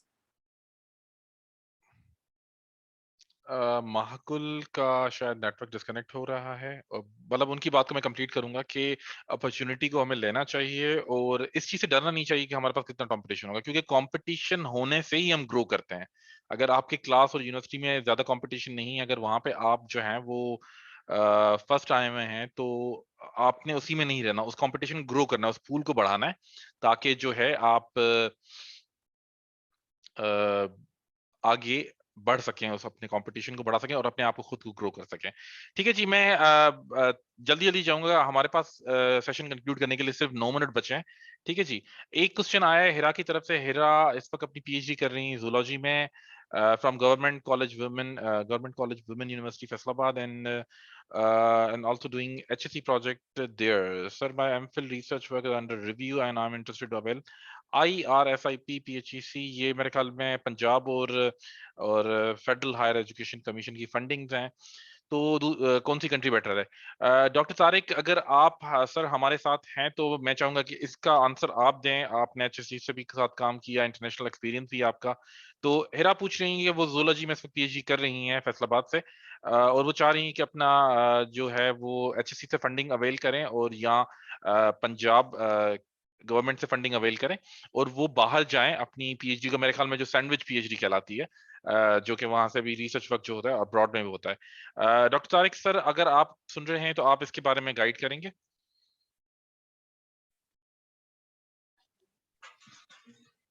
जी, अस्सलाम वालेकुम. I was not on mute, so okay. देखिए, फील्ड का मुझे इतना नहीं अंदाजा कि अब अगर देखा जाए तो जब HEC अनाउंस करती है स्कॉलरशिप, तो उसमें इस तरह होता है कि जी आप अपना कोर्स वर्क वगैरह जो है पाकिस्तान में करें, सैंडविच की बात अगर कर रहे हैं, और आप बाकी जो है अपनी रिसर्च किसी और यूनिवर्सिटी, तो इसके लिए बेस्ट तरीका ये है कि कैंडिडेट को ये है कि वो पहले टारगेट करे कि जी कौन सी यूनिवर्सिटी और कौन से प्रोफेसर के साथ काम करना है, और उसके बाद उनके साथ पहले वो सारा प्रपोजल डिस्कस कर लें. एक तो तरीका हुआ सैंडविच का. सेकंड, अगर कंप्लीटली पीएचडी बाहर करनी, अगेन सेम पॉइंट के जी फाइंड आउट द प्रॉपर. देखिए, यूनिवर्सिटी कोई भी हो, मैं आपको इस तरह कहता हूँ कि देखें, हम आजकल उस चक्कर में पड़े हुए कि जी इम्पैक्ट फैक्टर जर्नल में पब्लिश हो जाए हमारा. अच्छा, इस तरह समझ लें कि अगर आपका इम्पैक्ट फैक्टर जर्नल में पब्लिश हो गया और लेकिन आपके पेपर को किसी ने साइट नहीं किया, तो इसका मतलब ये नहीं कि आपकी जो वैल्यू है, आपकी जो लेवल है, वो इम्पैक्ट फैक्टर की हो गई. इसी तरह अगर आपने MIT से भी पढ़ लिया या ऑक्सफोर्ड से पढ़ लिया और आपको कोई जॉब को भी नहीं पूछ रहा, तो दैट मींस कि there is some problem with you और with me. So issue is कि आप किसी भी यूनिवर्सिटी से करें, अगर आपके पास नॉलेज है, उस यूनिवर्सिटी की रैंकिंग भली कम हो, भली फील्ड के ऊपर, अब इनकी जो फील्ड है वो जूलॉजी है, वो I am not in that field, तो वो अपनी फील्ड में देखें कि कौन से प्रोफेसर हाई प्रोफाइल के हैं.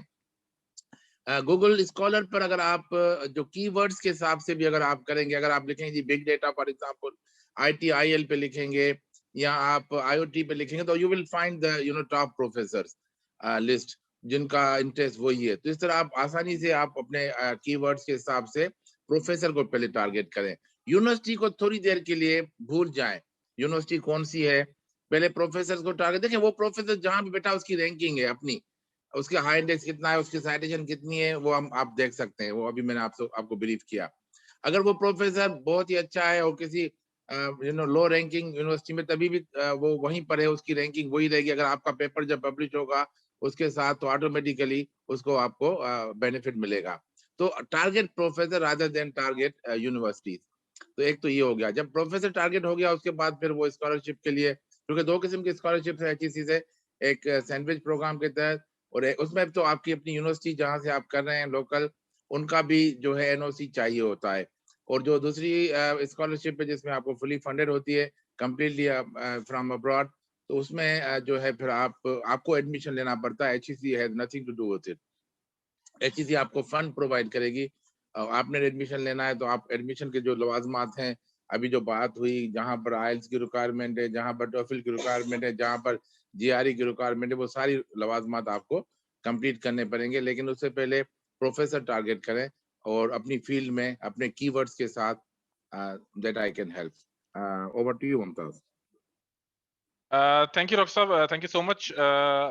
आपने हमारे पार्टिसिपेंट्स को जो गाइड किया, मैं जिन्होंने लेट ज्वाइन किया है मैं उनको गाइड करता चाहूँ कि हमारे ना सिर्फ पैनलिस्ट अमेजिंग हैं, हमारे जो गेस्ट इस वक्त आए हुए हैं ज्वाइन किया हुआ वो भी बहुत अमेजिंग है। I am very much humbled and honoured to have them in our webinar. Doctor professor Tariq Rahim Simro, उनका बाहर का भी एक्सपीरियंस है, they have taught a lot in foreign universities, and right now he's serving as a in Karachi section of IEEE and also as acting director of IOBM University Karachi. और doctor Shoaib Shah के साथ कोई connection का problem है या कुछ है कि मैं उनको नहीं, मैं कुछ सर आप मैं बिजी हो गया था किसी काम से। I am sorry sir, I am sorry sir, concluding remark आपसे लूंगा क्योंकि हमारे पास बस 4 मिनट बचे हैं। आपसे सिर्फ एक सादा सा क्वेश्चन कि रिसर्च वर्क अगर किसी स्टूडेंट ने किया हुआ है और स्कॉलरशिप एस्पिरेंट है बैचलर्स लेवल पे, तो उसकी कितनी इंपॉर्टेंस है स्कॉलरशिप एप्लीकेशन के लिए, मास्टर्स स्कॉलरशिप एप्लीकेशन के लिए? शॉर्टली सर, हमारे पास 2 मिनट हैं। Over to you professor Shoaib Shah sir. जी, रिसर्च की तो अहमियत जाहिर सी बात है हर वक्त रहती है। अगर आप मास्टर्स के लिए जाते हैं, आप मलेशिया में जाते हैं, आप मास्टर्स विद रिसर्च कर सकते हैं और मास्टर विद कोर्स वर्क भी होता है। तो बहुत सारे ऑप्शंस मौजूद हैं। अगर आप रिसर्च कंटिन्यू करेंगे, आपके पास पहले ही एक इम्पैक्ट फैक्टर वाला रिसर्च पेपर होगा। अभी मेरे पास एक मेंटी है, वो दुबई में काम कर रही है और उसका अंडरग्रेड पेपर जो है वो इम्पैक्ट फैक्टर में छपा हुआ था। तो आपको मास्टर्स एडमिशन में सपोर्ट मिल जाती है। आप एक रिसर्च, आपको ऑलरेडी रिसर्च करने की आदत होती है, रिसर्च करने का तरीका पता होता है। तो अभी आपके इस वेबिनार के थ्रू मेरे पास कोई 10 स्टूडेंट आ गए, उन्होंने मुझे व्हाट्सएप मैसेज कर दिए, तो यकीनन वो रिसर्च करना सीखेंगे मुझसे और फिर मैं रिसर्च पेपर भी इनके। पर आपको एक बात ये समझनी है कि स्टूडेंट्स जिस तरह का रिसर्च पेपर बनाएंगे उसके अंदर जितना क्वालिटी वर्क होगा वो फिर उसी लेवल ऑफ रिसर्च में छपेगा। वो कॉन्फ्रेंस के लेवल का होगा तो कॉन्फ्रेंस में पब्लिश होगा, वो अगर जर्नल के लेवल का होगा तो जर्नल में पब्लिश होगा। तो इस तरह आपको स्टेप बाय स्टेप चलना है। जैसे अभी शुएब साहब भी बता रहे थे कि आप अगर रेस के अंदर शामिल ही नहीं होंगे तो आप रेस से आउट वैसे ही हैं। तो आपको रेस के अंदर शामिल होना है, जब भी आप नंबर 1 पे आएंगे या नंबर 10 पे भी आ जाए तो अच्छी बात है, कोई ना कोई पोजीशन मिलेगी। मगर आप अपने हिस्से का जो है, जो अल्लाह ने रिस्क का वादा किया तो रिस्क अल्लाह देगा, कहीं ना कहीं से देगा। ठीक है जी, thank you. Thank you so much sir. 2 घंटे गुजर गए, स्कॉलरशिप की बातें खत्म नहीं हुई और इंशाल्लाह किसी दिन हम अपने पैनलिस्ट को और हमारे गेस्ट जो हैं IEEE कराची सेक्शन से आए हुए हैं उनको भी हम दोबारा तकलीफ देंगे कि एक और सेशन किया जाए इस पे और इन डेप्थ बात की जाए। पर क्योंकि हमारे इस सेशन का टाइम कंक्लूड हो चुका है, हमने 4 बजे से शुरू किया और नॉन स्टॉप हमारे क्वेश्चंस भी आ रहे थे।